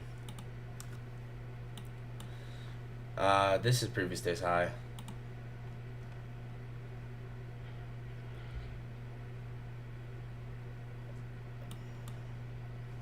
Wait, let me. Actually, previous day's high might actually be over here.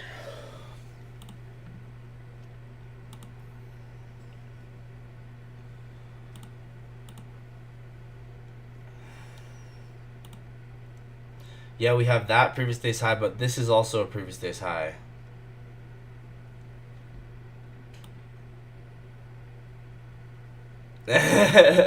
Yeah, so there's two previous days highs.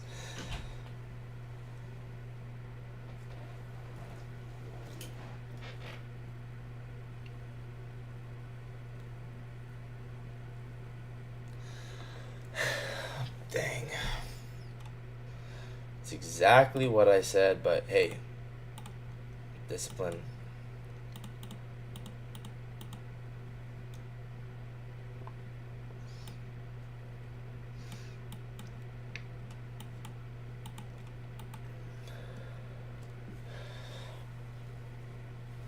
It's okay. I'd rather have today be no trade than a loss. So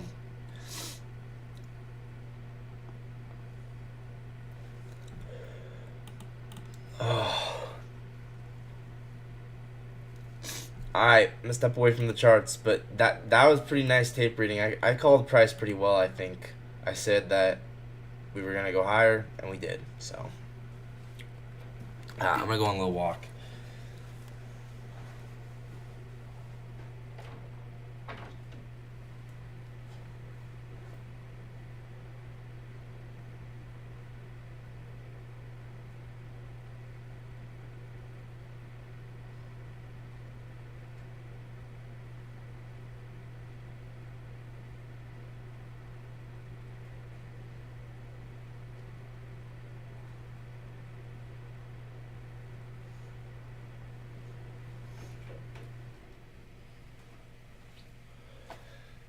And so we will still likely, here, let me actually do control Z real quick. We will still likely finish this LRLR run if we haven't already. Yeah, we already are.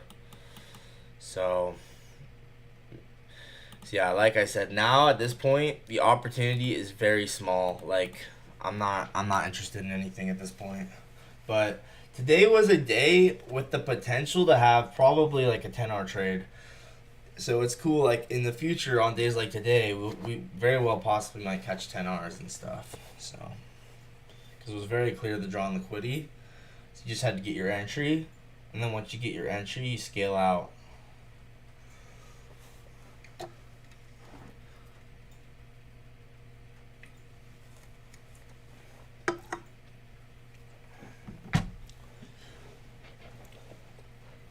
Yeah, so now we've ran all the draws on liquidity, so I mean, yeah, like I said, eventually maybe up here, but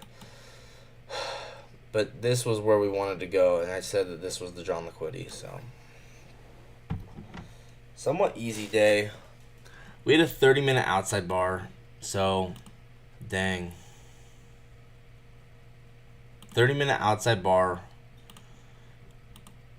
Not bad, actually. There's no way for me to take it, but still, it's not bad.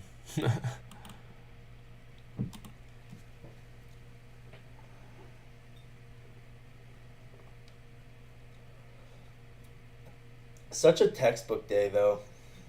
Such a textbook day.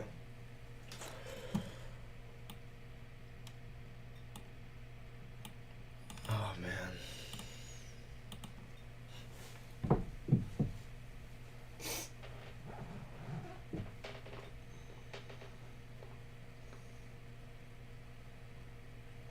Yeah, I mean, it's so obvious AMD. Like, that is the most obvious AMD ever.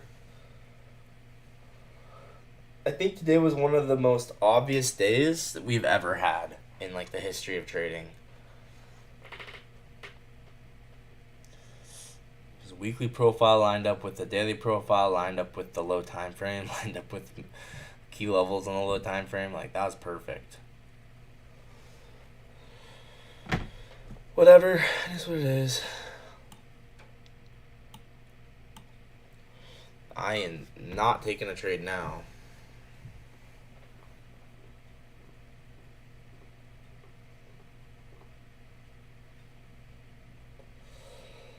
Dang, it's hard, guys. It's hard.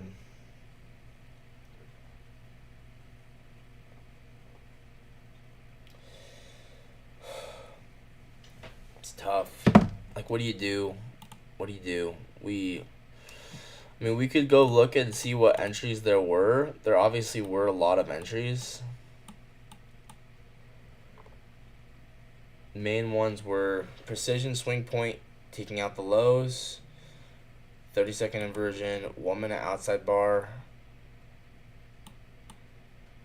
I didn't get in trade earlier. I just didn't see an obvious enough entry.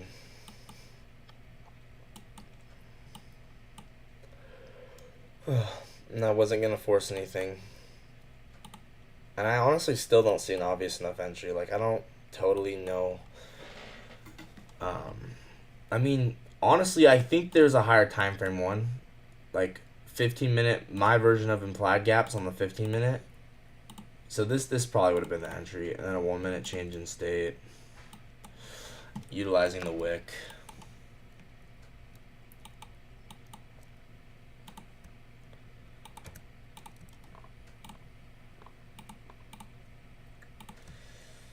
So this, I think, is the main entry for me.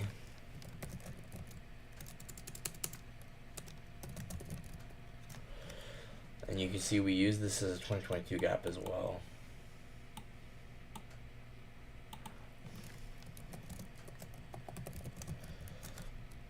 So yeah, my version of implied gaps here.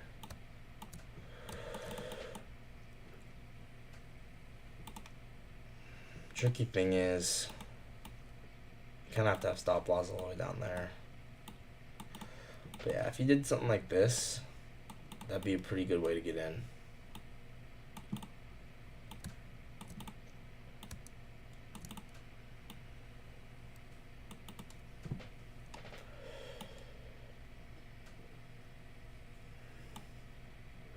Also might want to enter on the wick of, or maybe CE of the wick. Anyway.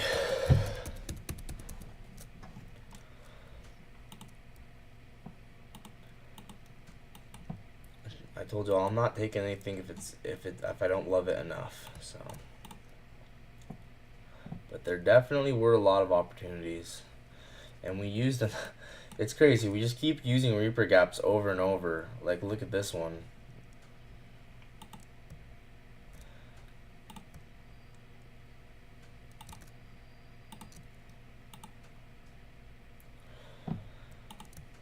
Same thing. We probably got.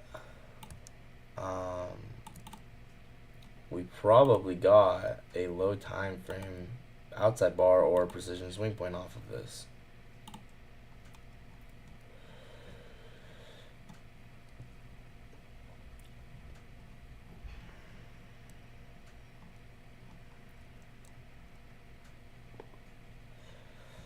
It's okay. It's all just learning.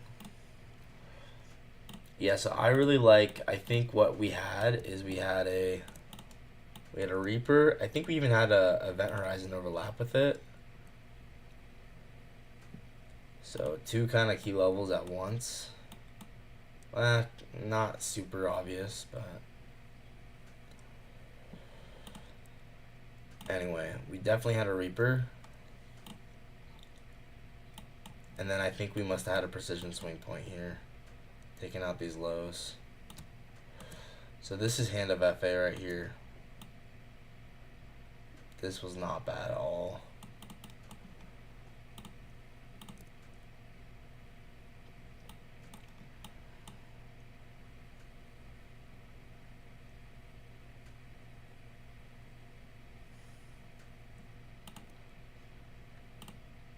I think it was on the 15-second.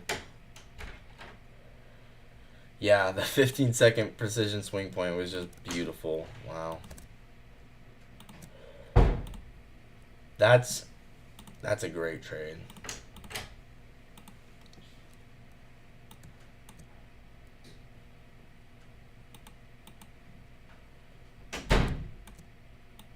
No, that meant seal of FA.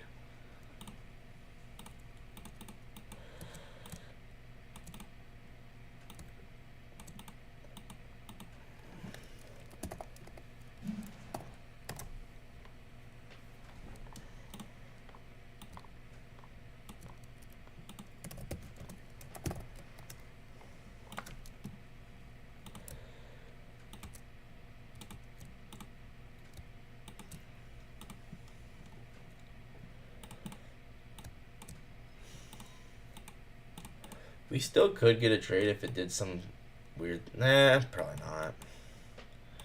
Probably not.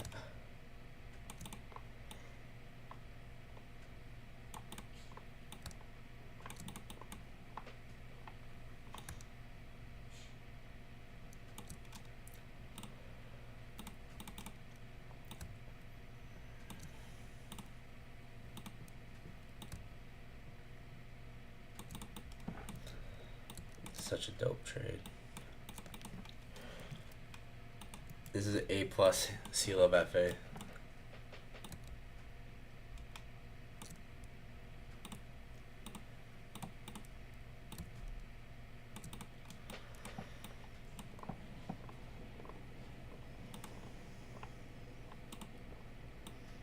I'll have to stop there.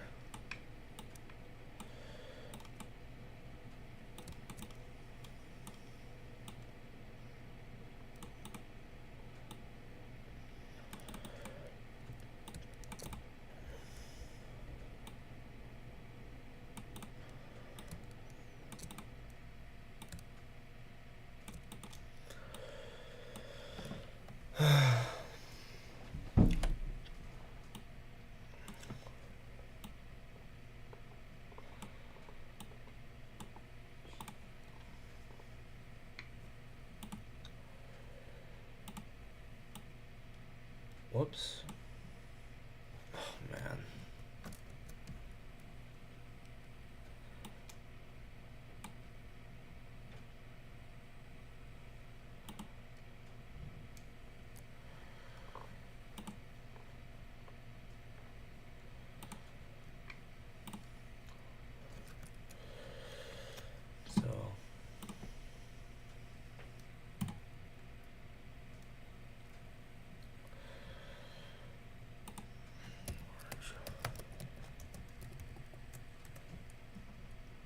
I wish I saw this.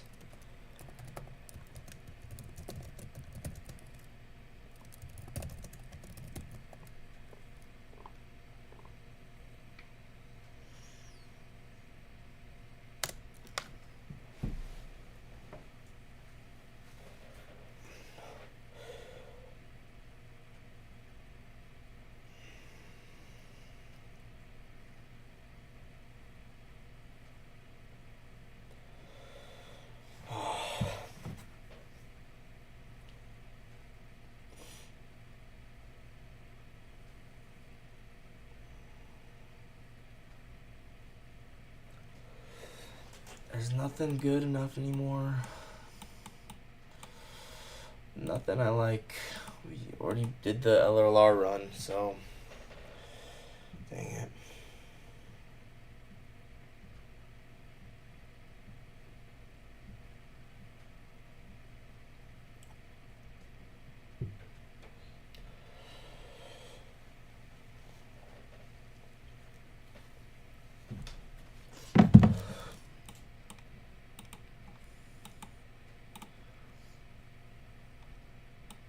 It could end up being a 2022 model to the downside now, but I'm not taking it. No way. Finally hit these relatively equal highs. Triple relatively equal highs, actually. So we could get shorts now because it finally hit the drawn liquidity. If we get a short, I'll taper it. I'm not shorting. Unless it's really obvious.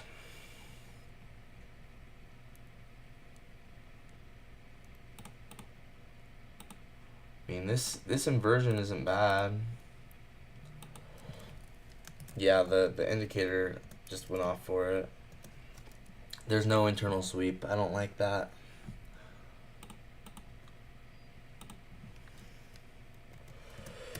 So I would not take this. I mean, it could work though. It's also an outside bar.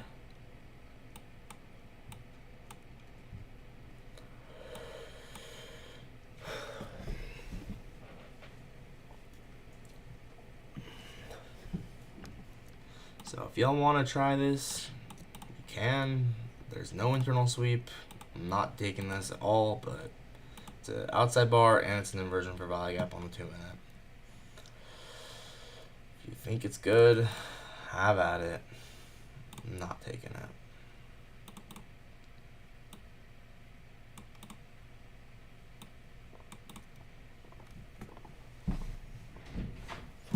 There's literally no internal sweep, so.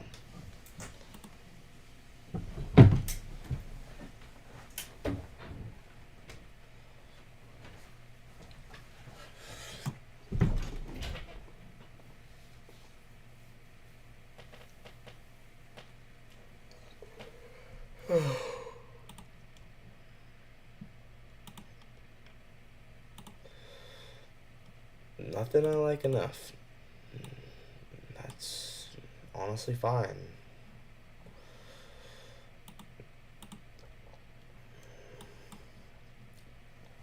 Dang, we're rejecting this new week opening gap too. That's kind of cool. This is actually a higher probability short than I thought because we have relatively equal highs here and a new week opening gap. How are true opens looking? We're above all of them, huh?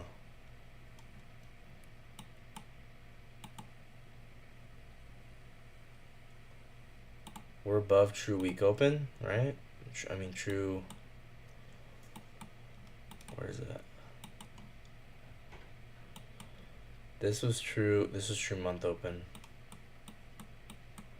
I think we just took true month open.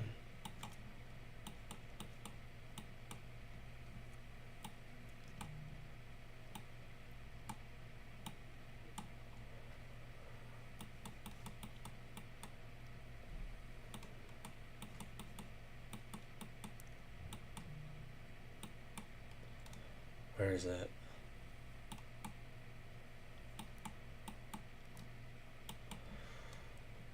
Here.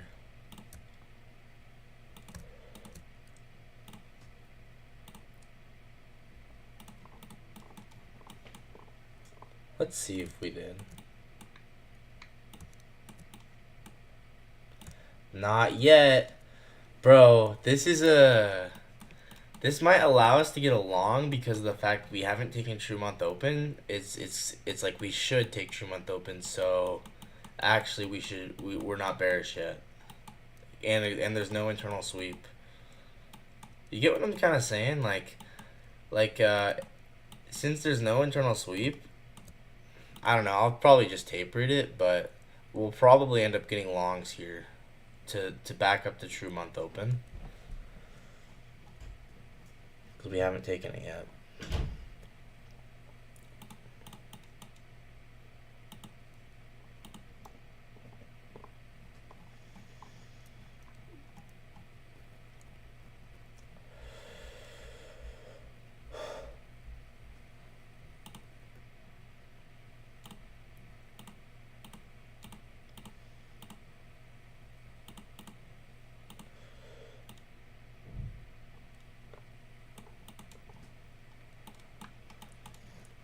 We're approaching, I think, this 5-minute gap here.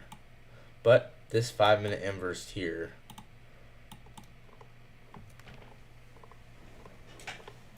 How's the order flow looking?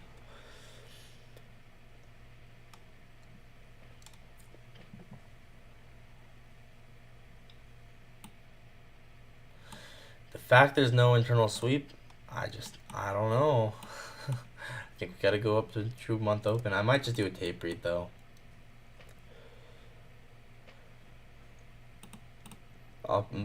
Yeah, because this is not good enough to trade for real at all. But I'll maybe do a tape read. Then again, we did inverse this to the downside, so. But yeah, no internal sweep. What does that tell me? We probably need to go back up and get an internal sweep.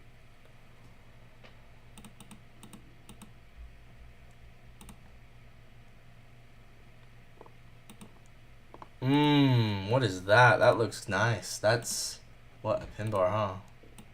Oh man. Maybe we will get a trade. Who knows? It's got a market seller of 69 cons.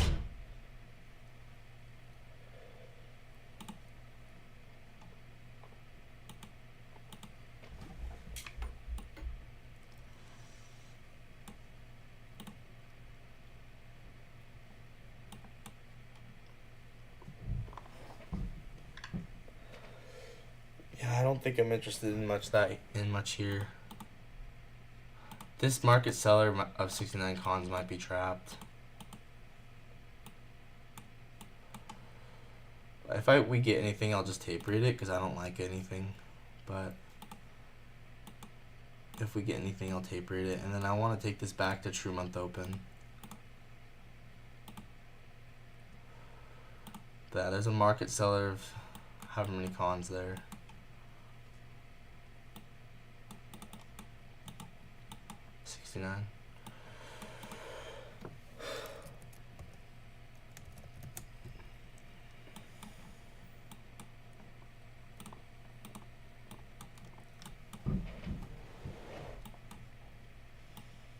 Here, I'll show you.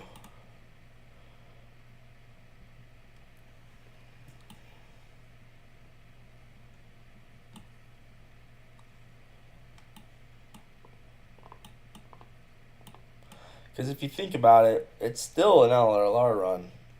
I mean, we haven't really stopped it. Oh, there's an outside bar. I'm going to tape read this. I'm not taking it.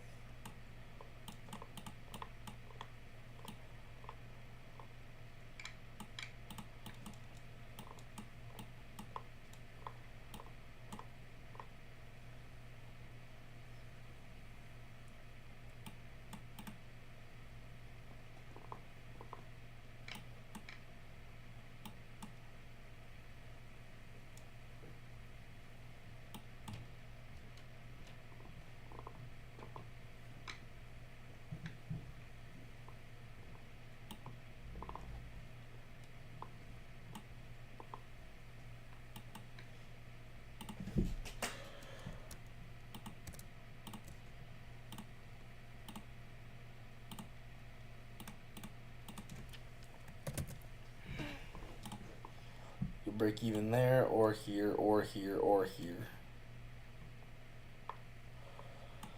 Once again, I didn't have a lot of conviction in the outside bar because it's just like, it's not that obvious, but now we're getting another outside bar.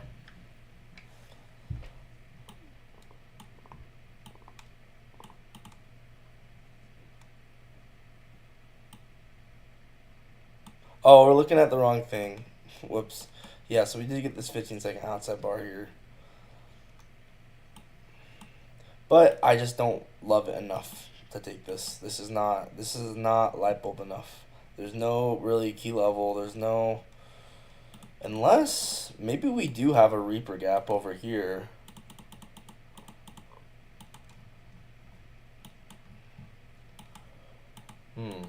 Now I'm curious. Yeah, so highest, I like these. I like this. We just got a little bit of displacement there. I like this imbalance here. Maybe like here to here. This actually doesn't, maybe this is a decent confluence, high confluence area.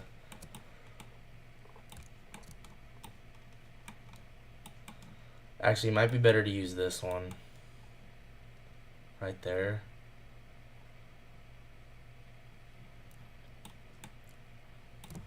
I don't know. Somewhere in here there's something. Nope. Actually, this one is decent. Oh, and that's the one we're using.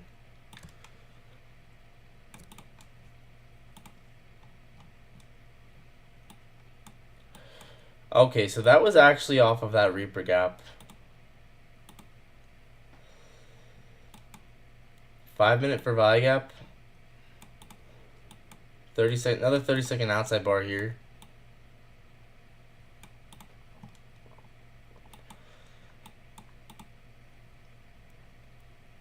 So I did not see that Reaper gap. If I saw that Reaper gap, I maybe would have been more interested in taking it. But it's still not that good because it's not that clear of what it wants yet. And it looks like if I had the break even spot there, I would have got break even.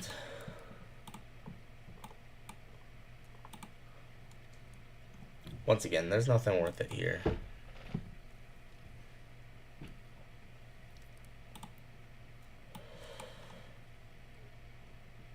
Only tape reading. But yeah, this off of the Reaper gap so far playing out. Alright.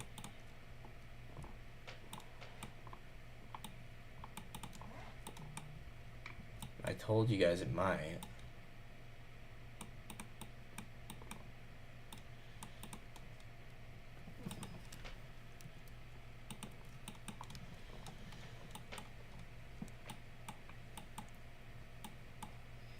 It still might.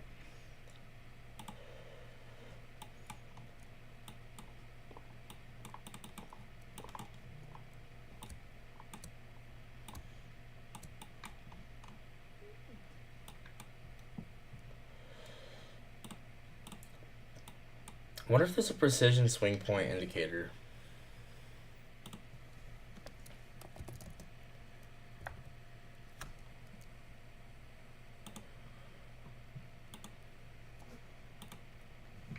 Let's see.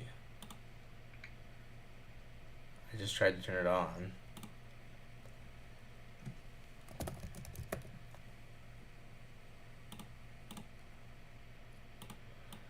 Let's see if this works at all.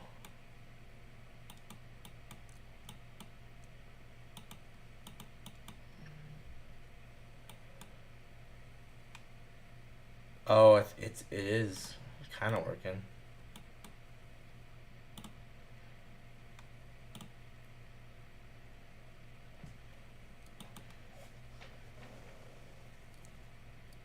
Oh, okay, I see kind of how it works. That's actually kind of cool. So it just makes a little line if there's a PSP.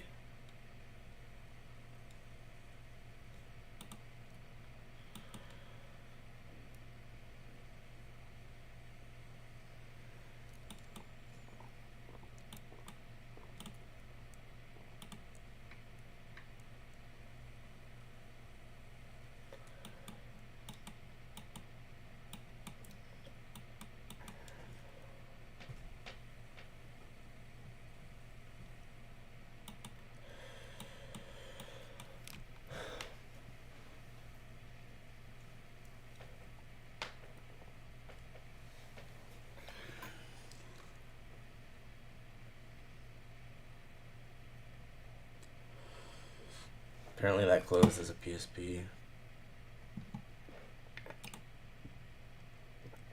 30-second inversion. If y'all like it, you try it.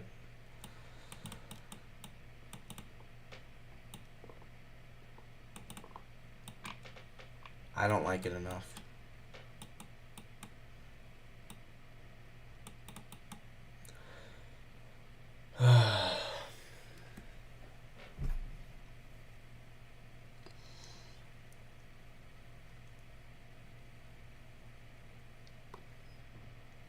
I like this PSP indicator.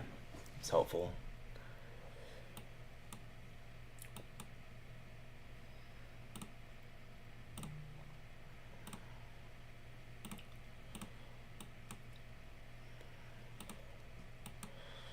I told y'all that we inverse this, that this could play out. 15 minutes left. I don't know, guys. This is one of those situations where I don't trust it. I don't trust it. Did inverse on the 5-minute actually. 5-minute. Oh, the 5-minute had a precision swing point. Oh my gosh, this 5-minute precision swing point is beautiful. Oh my gosh. Wait.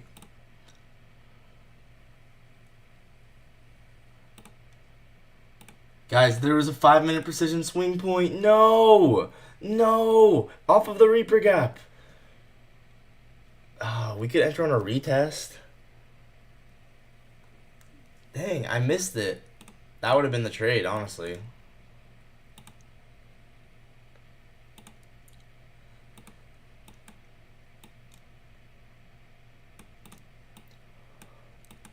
We could still get along here.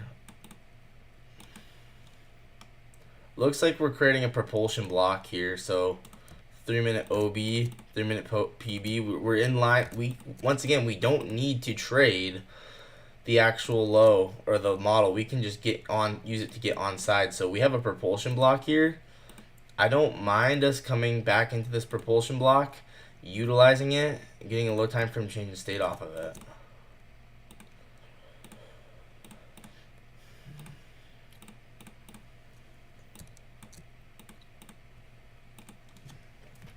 Definitely looking nice for longs. Question is it nice enough? I don't know.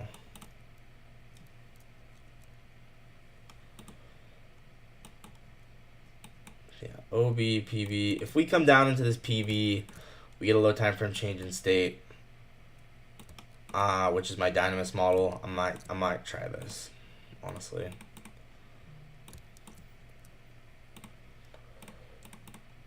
So OB, PB, here's the top of the PB.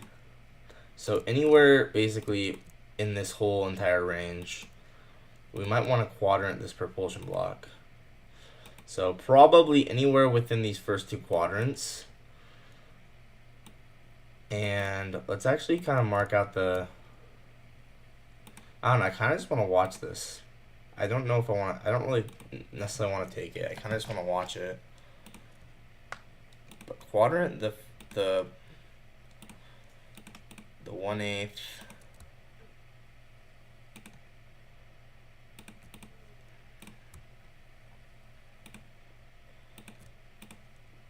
I am so curious if the market interacts with this.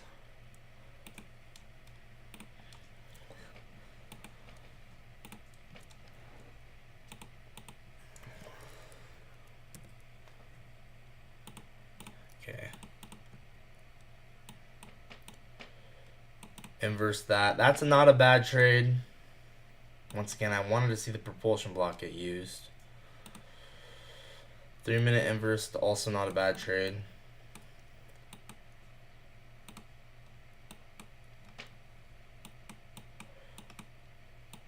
I told you guys you could take that inversion down there if you liked it.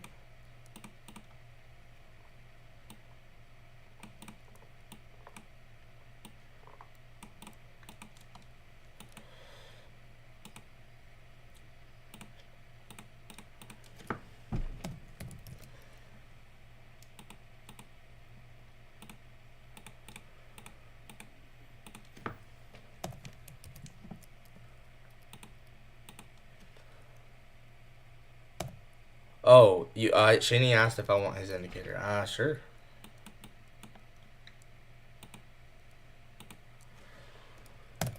Alright, Mark, I'm probably not going to get anything here. You could have entered on the propulsion block close.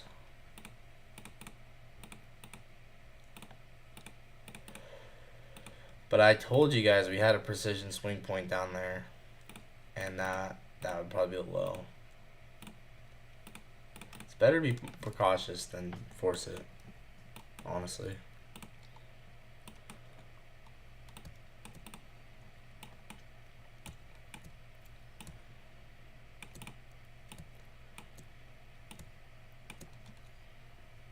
I don't think we're going to use these.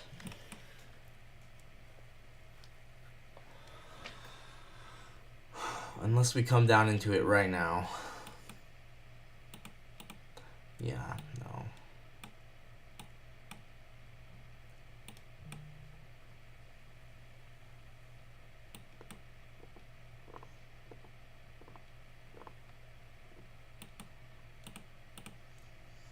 I'm not forcing a trade, guys. I know, it sucks. I would like to have taken it, but I'm not gonna force it.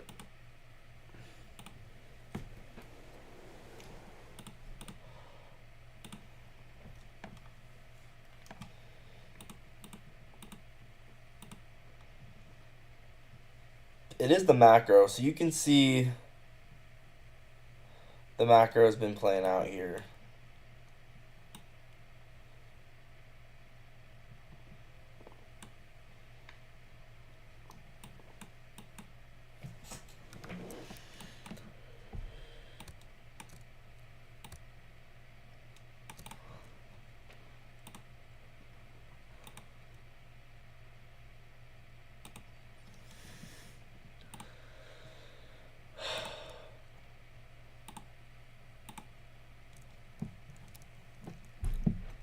Ended up using that rejection block. That rejection block,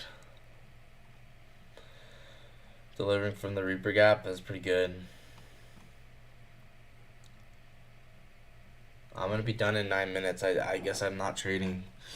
Man, I thought maybe I went from I'm not going to get a trade to maybe I'll get a trade to I'm not going to get a trade.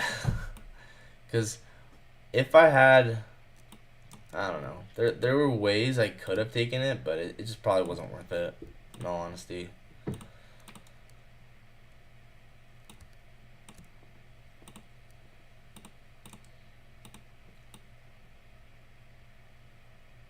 Just rather not.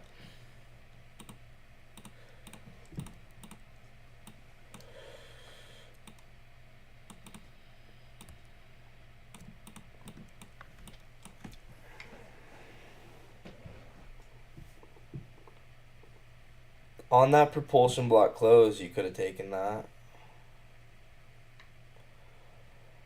We finally took True Month Open, so that was the drawn liquidity. I don't want to take anything at this point.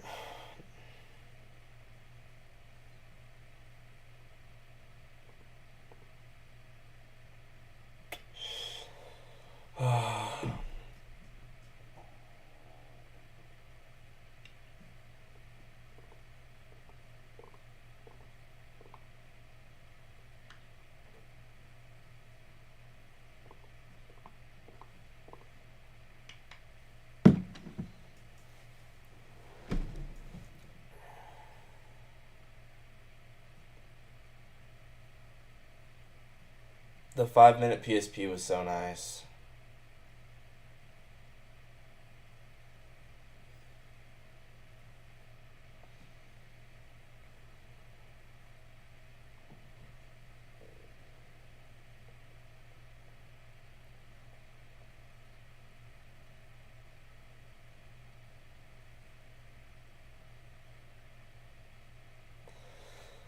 I told you guys you could try that inversion. I said that. I said, hey, this 30-second inversion isn't bad. If I knew like all the information, like this was a Reaper gap, there was a 5 minute PSP, maybe I'd be more inclined to take it. It's all good though.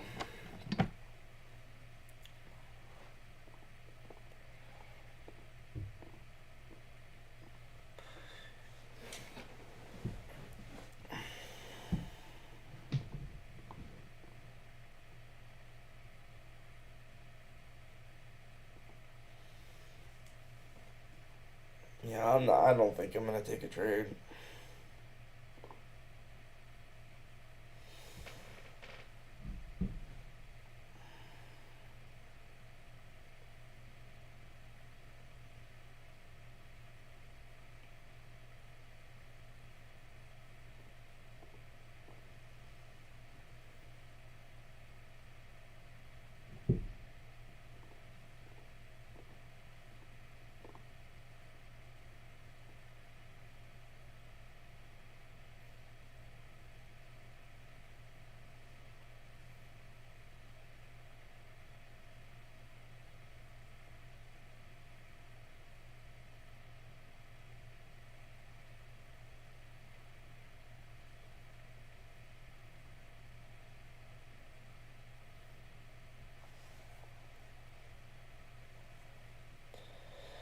Unless we come into this propulsion block.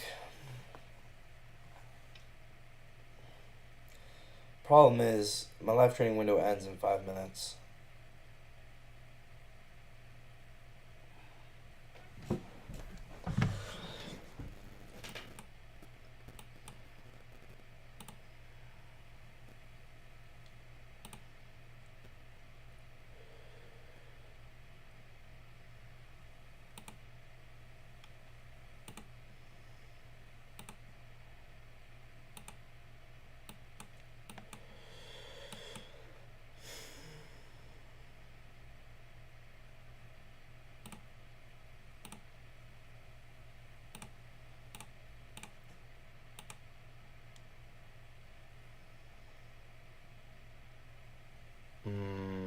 Usually slow.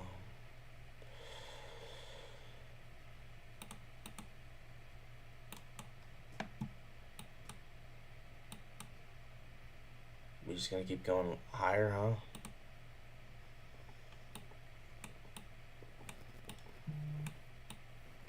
Yeah, fair value get formed, low dealing range taken.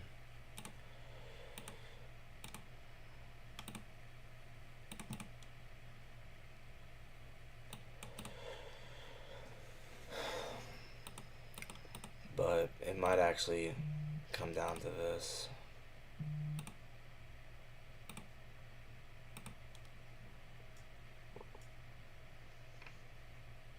Oh yeah, this is kind of what I wanted to see.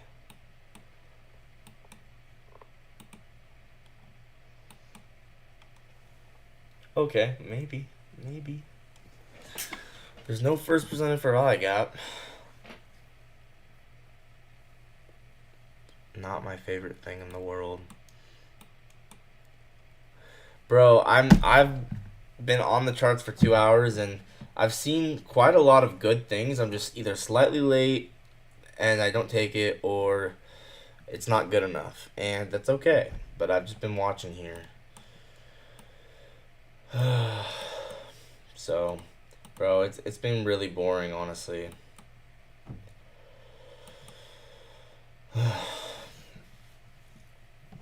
It's hard. Like, I was like looking at longs that here. I told you guys. Wait, you guys remember that trade I said that you could tape read? Remember this trade? That actually played out. I told you guys this might play out. The True Month Open. That was 6R up to True Month Open. Not bad. Not bad at all.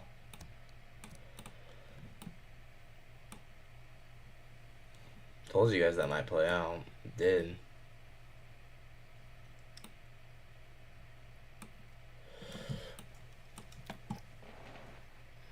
You guys can go rewind the stream and check, but I told you guys, hey, this could play out. It did. Okay, so yeah, I think I might be interested if we come down into this propulsion block and use one of these upper quadrant levels.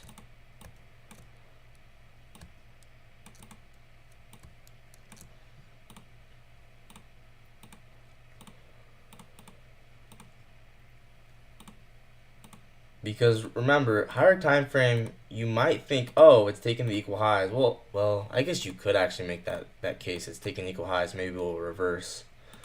But a lot of the time, LRLR is rocket fuel, so we might just keep expanding up.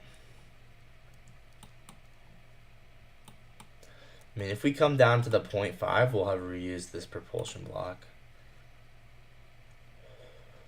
But then again, like, if it wants to be bearish here and finally reverse, it definitely could, because now we've finally taken our objective, which was all that LRLR, and now we've finally had an internal sweep, and we've taken True Month Open. So there really is a case to be made that you could go be bearish, but I don't want to, really. I just think, you know, usually when we're expanding through LRLR, usually we don't necessarily stop, we continue. So I think I'm gonna play off of that idea, but hey, I could be wrong. I should be done. It's 11:10. I'm gonna keep watching just for a little bit longer. See if we come down to this propulsion block.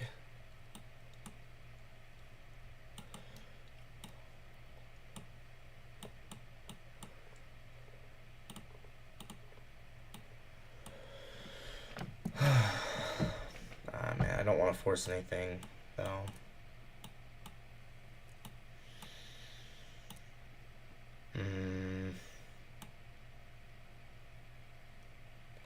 Once again, right here is that precision swing point on the 5-minute. And the problem is now we've taken the True Month Open, so we're coming down against, I don't know if it's going to hold.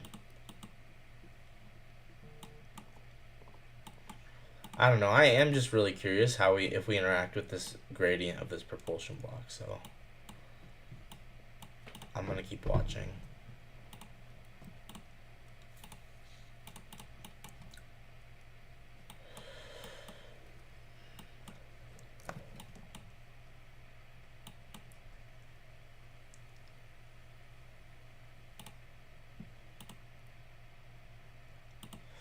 You can see OTE right here.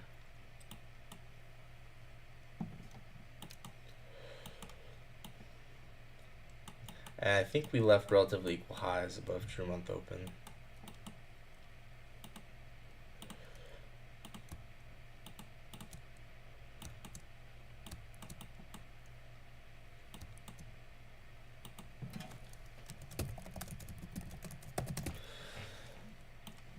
Okay, I'm watching order flow. We're getting market selling.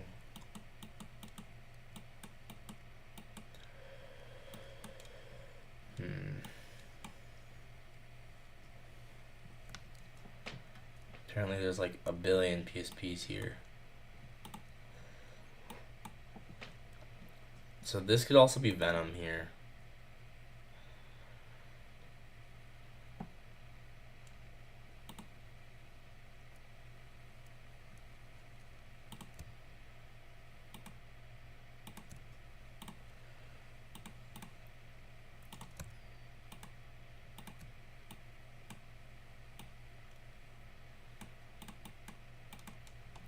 Alright, see if that gives a reaction.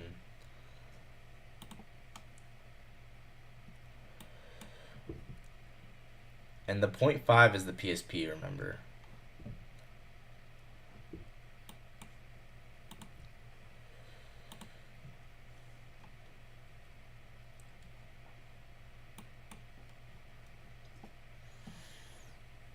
So we're in that PSP now. No internal sweep liquidity.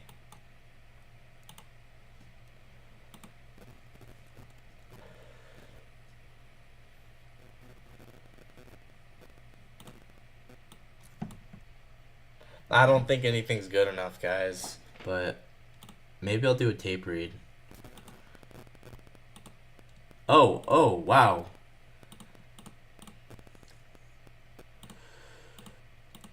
Maybe. I'll probably just tape read this. I don't know. I don't feel the need to take it. I don't think it's good enough. Yeah.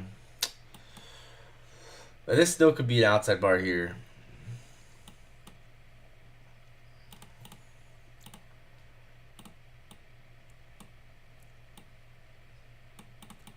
Okay, maybe I will take it.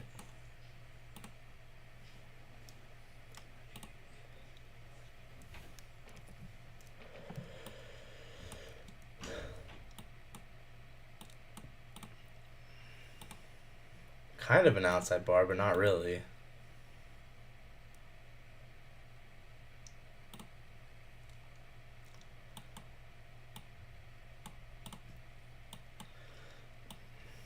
I don't like it enough. Or this is actually not bad. I think I'll just tape read it. I don't feel the need to take it. It's an outside bar.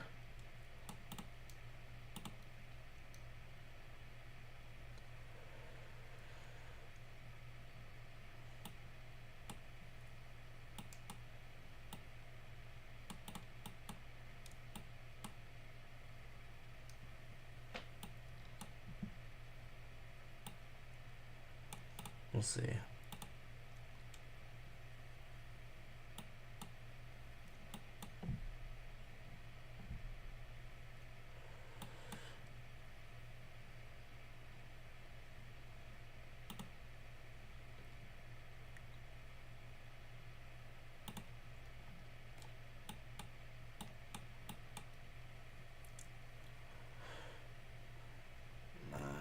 Okay, so this is actually precision swing point. It's actually, yeah.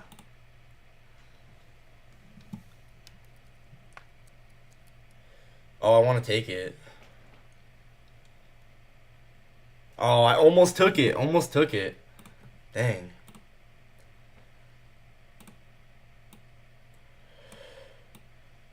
I almost took it. Oh, I was so close to taking it. But the thing is, I just wasn't sure. Wait, so it's a propulsion block on the what on the 1 minute?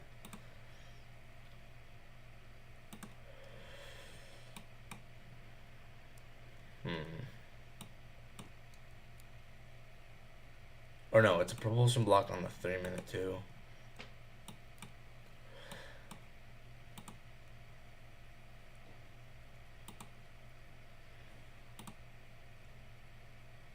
Yeah, this is a precision swing point right there.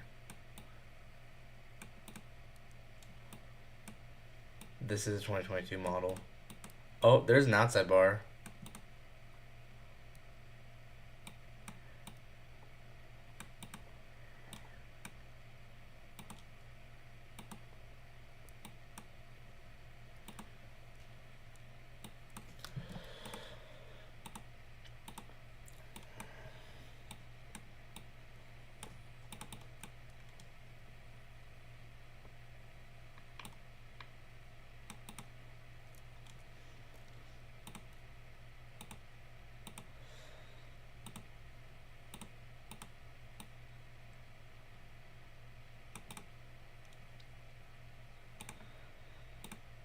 Okay, so Halcyon Protocol here. It's my Halcyon Protocol model.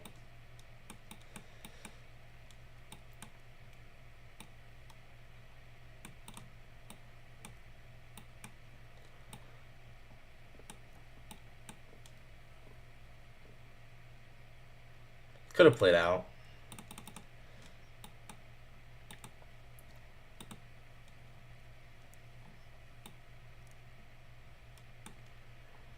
There we go. This is kind of what I wanted to see, honestly.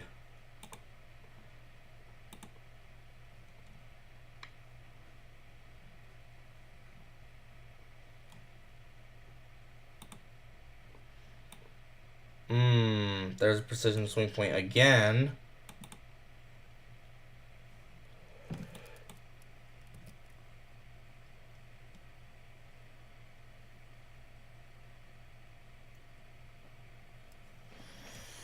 I don't want to take this, but it could work out.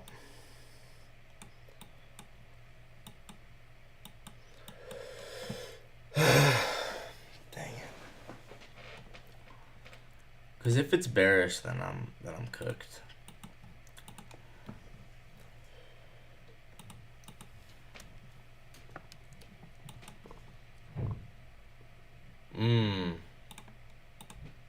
Nice. I like that.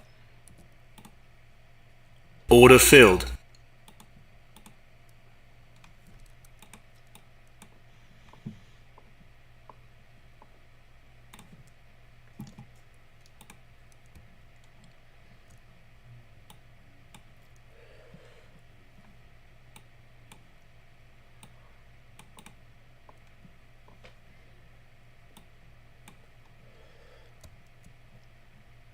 So I'll go break even if we come up to here. And then, yeah.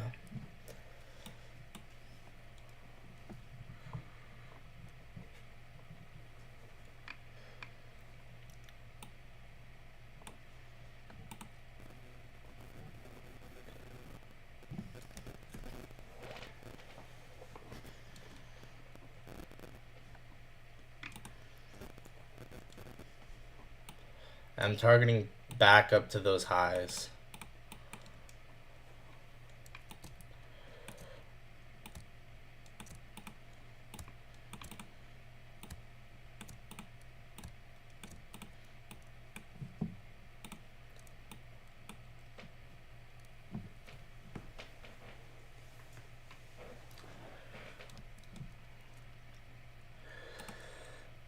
Break even. Yeah, I'll do break even here.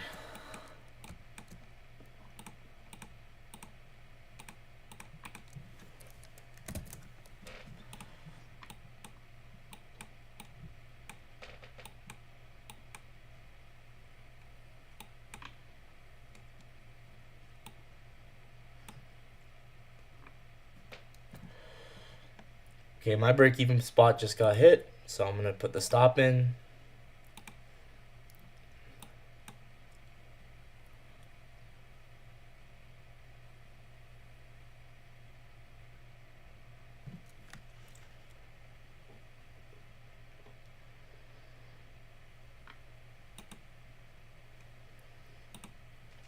I'll do TP1 here and then TP2 here.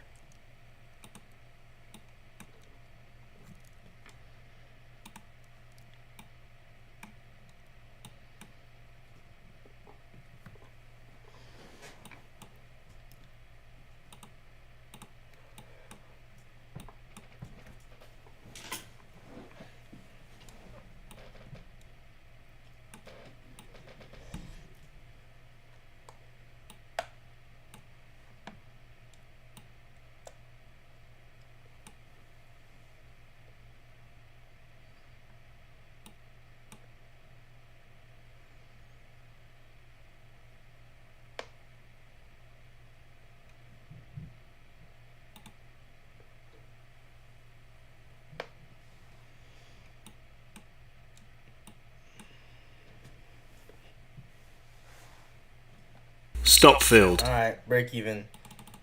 Okay, I'm done for the day. That could have played out. It still might.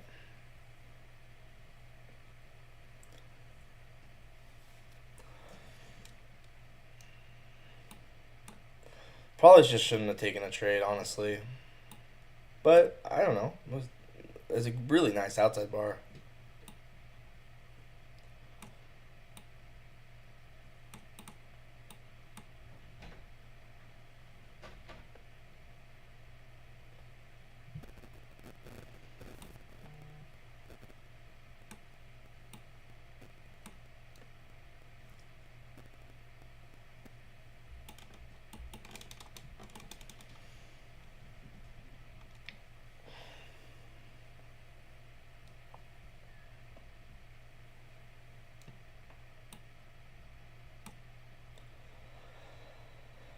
Okay.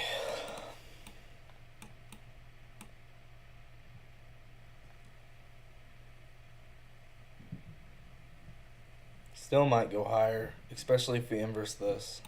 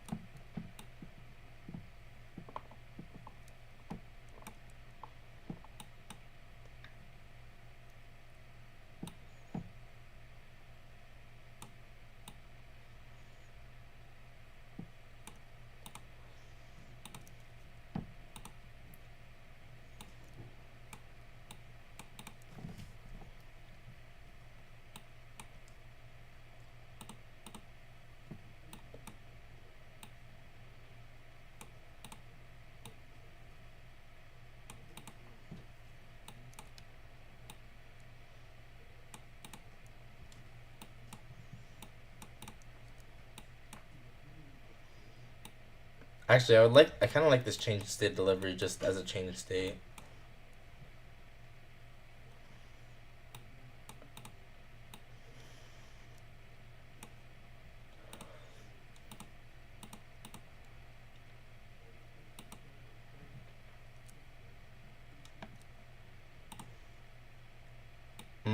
Yeah. Ooh. Closed a little too high for me.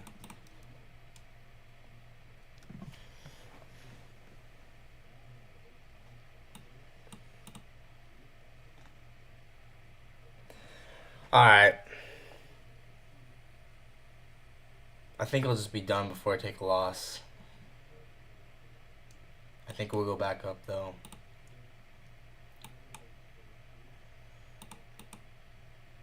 Or 3-minute outside bar is honestly fine with one con. 2-minute outside bar. Oh, there you go. Bang. Okay, I'm gonna try Order this. filled.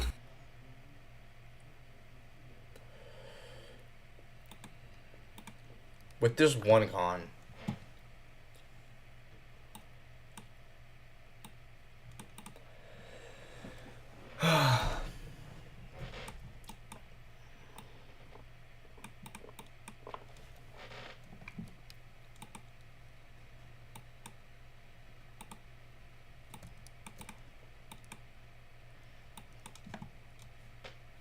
I'll go break even right here.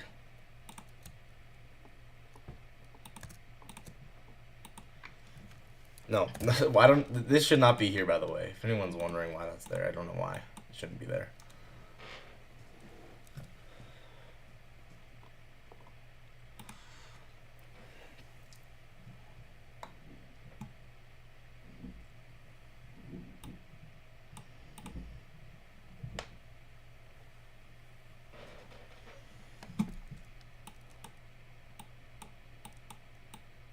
Actually, I meant to go. I was gonna say I would go break even here. Even go break even here.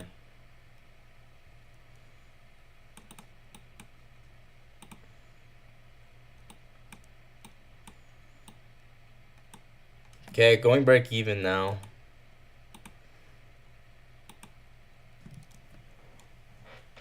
And putting in the take profit.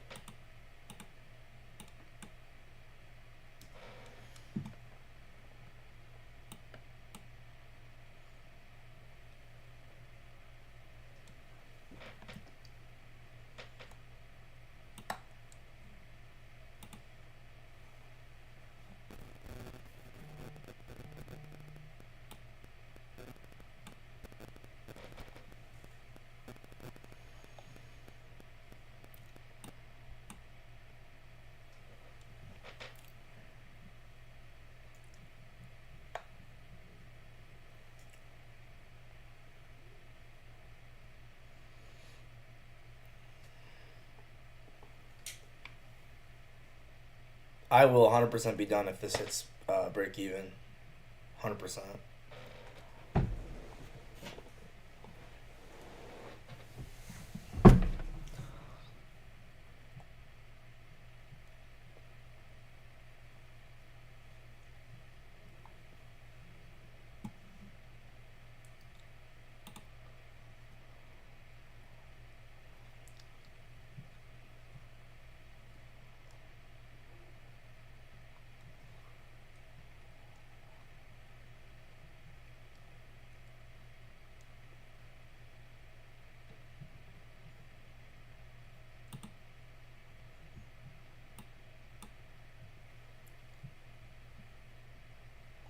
I'm actually taking profit right at True Month Open if we get there.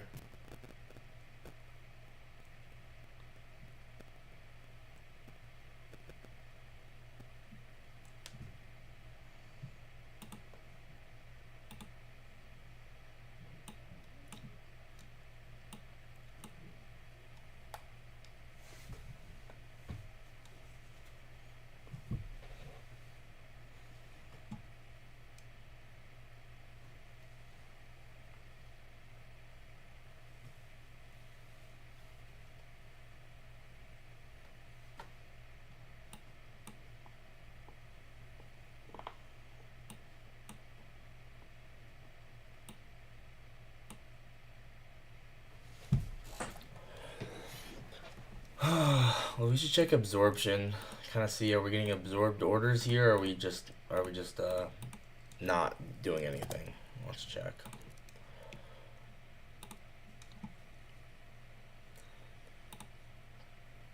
Yeah, a lot of orders absorbed with this negative 101 delta candle.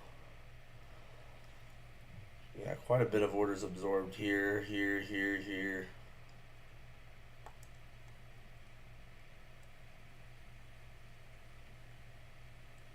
Yeah, it's a lot of absorption there.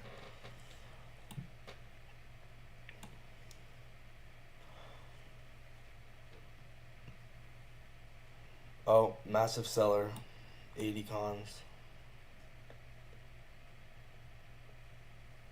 Let's see if he becomes liquidity at these highs.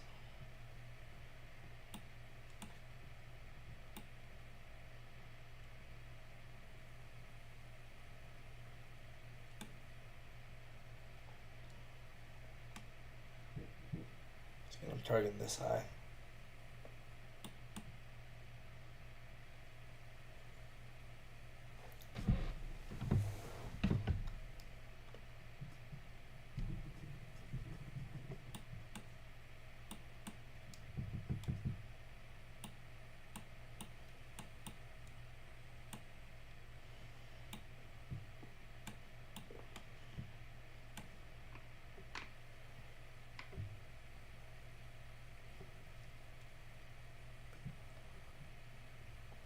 This point, definitely you could trail the stop if you want. Because now we've inversed this gap. Now we should run all these low resistance highs.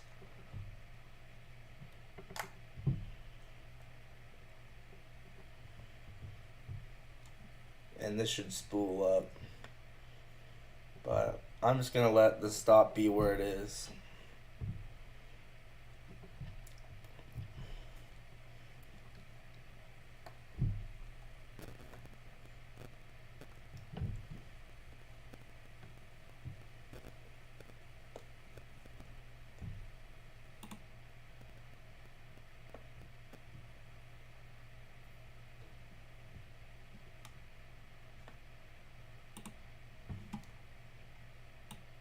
I think we just got another outside bar probably on the 1 minute.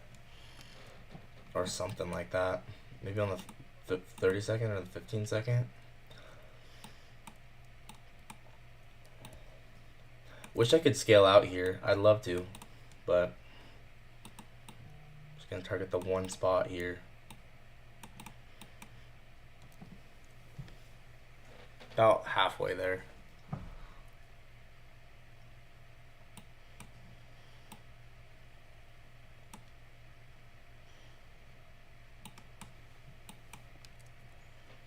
You could even actually bring the TP down slightly, like here.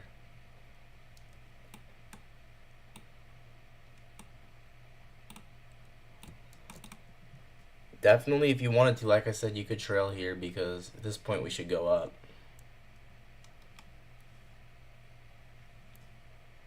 Just gonna let the TP be exactly where it is. What is this? 149.25.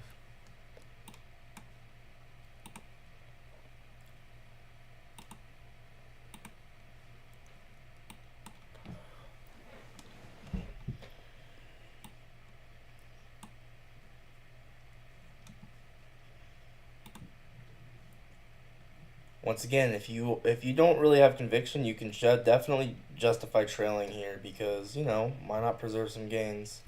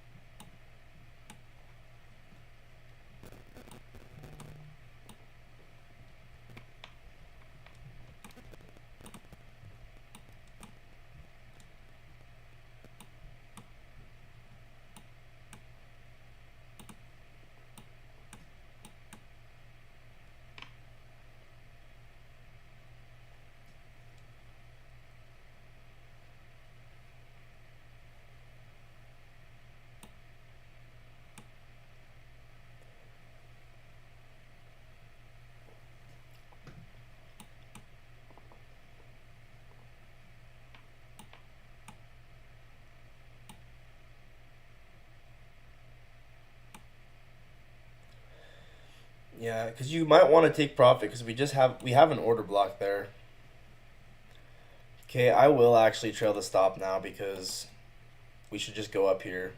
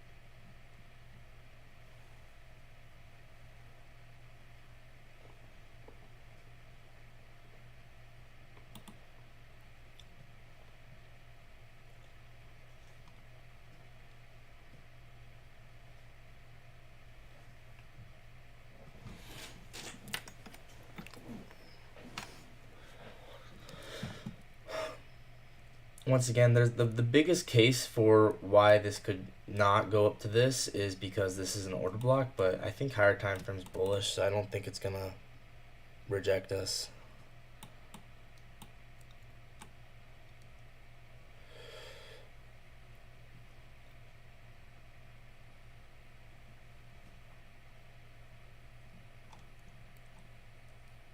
Yeah, why is it moving so slow like this?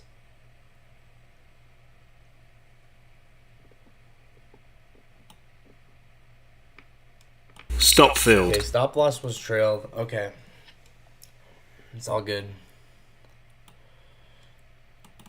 About a 1R.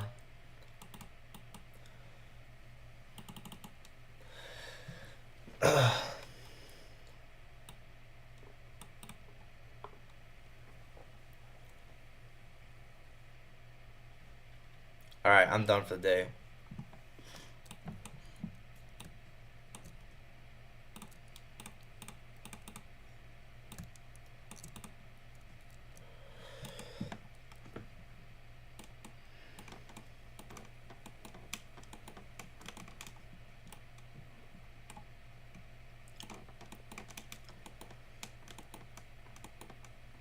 Now we're getting inversion back up, so I think the low time frame is gonna produce a trade like right here. I'm just gonna tape read this because I'm done for the day.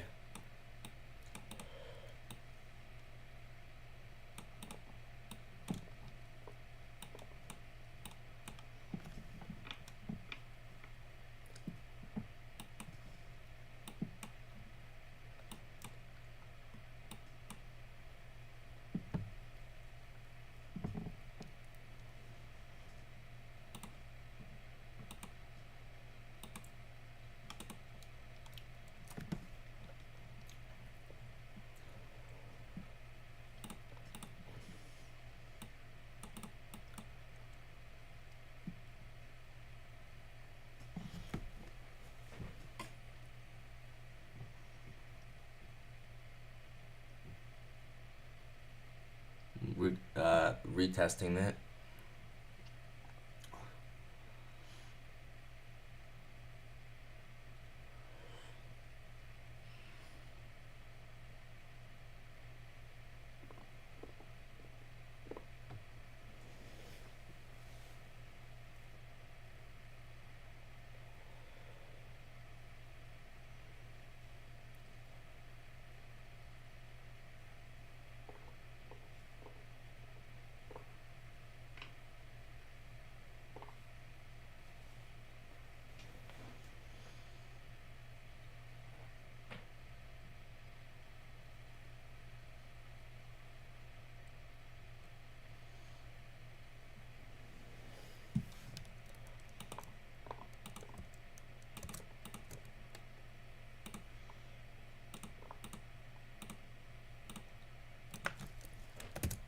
Alright, so now you'd be at break even. Let's see if TP gets hit.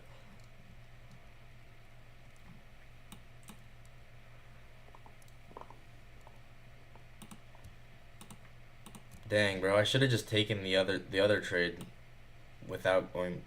I should not have probably trailed the stop there.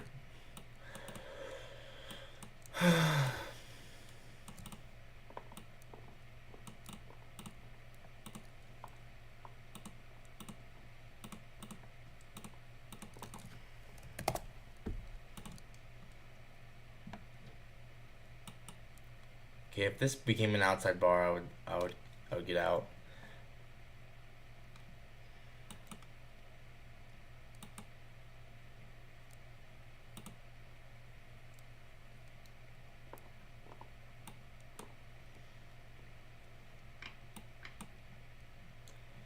Yeah, if there's SMT here, I guess you could just trail it.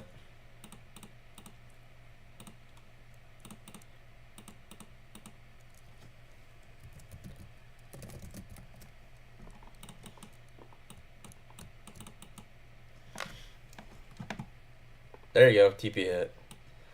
We just tape read a 2R.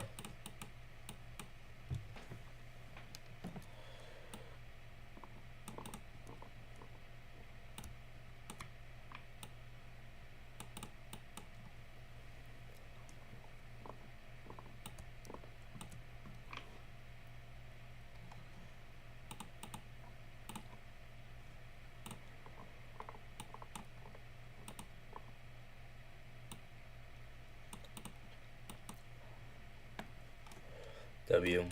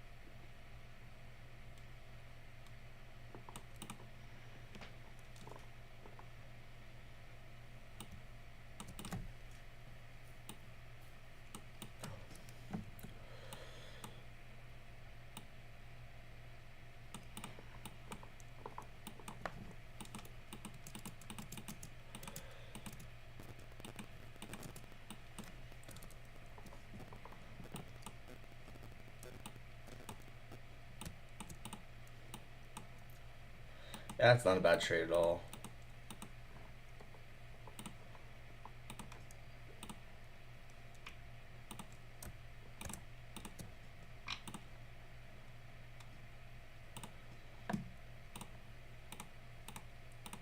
I could have held it.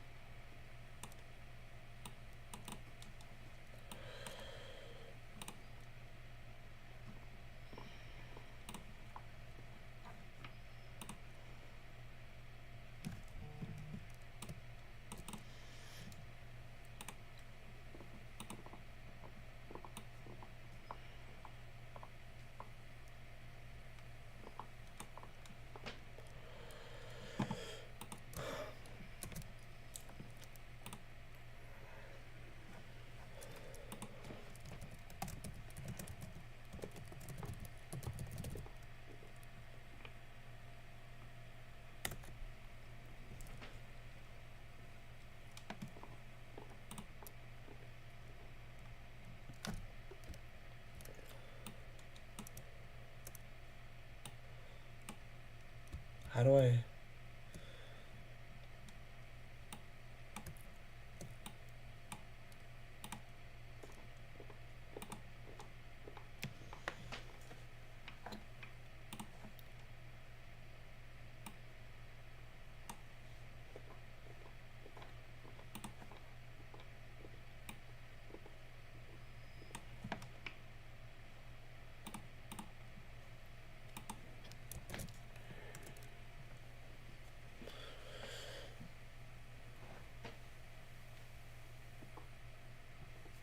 Alright, I'm gonna end the stream here.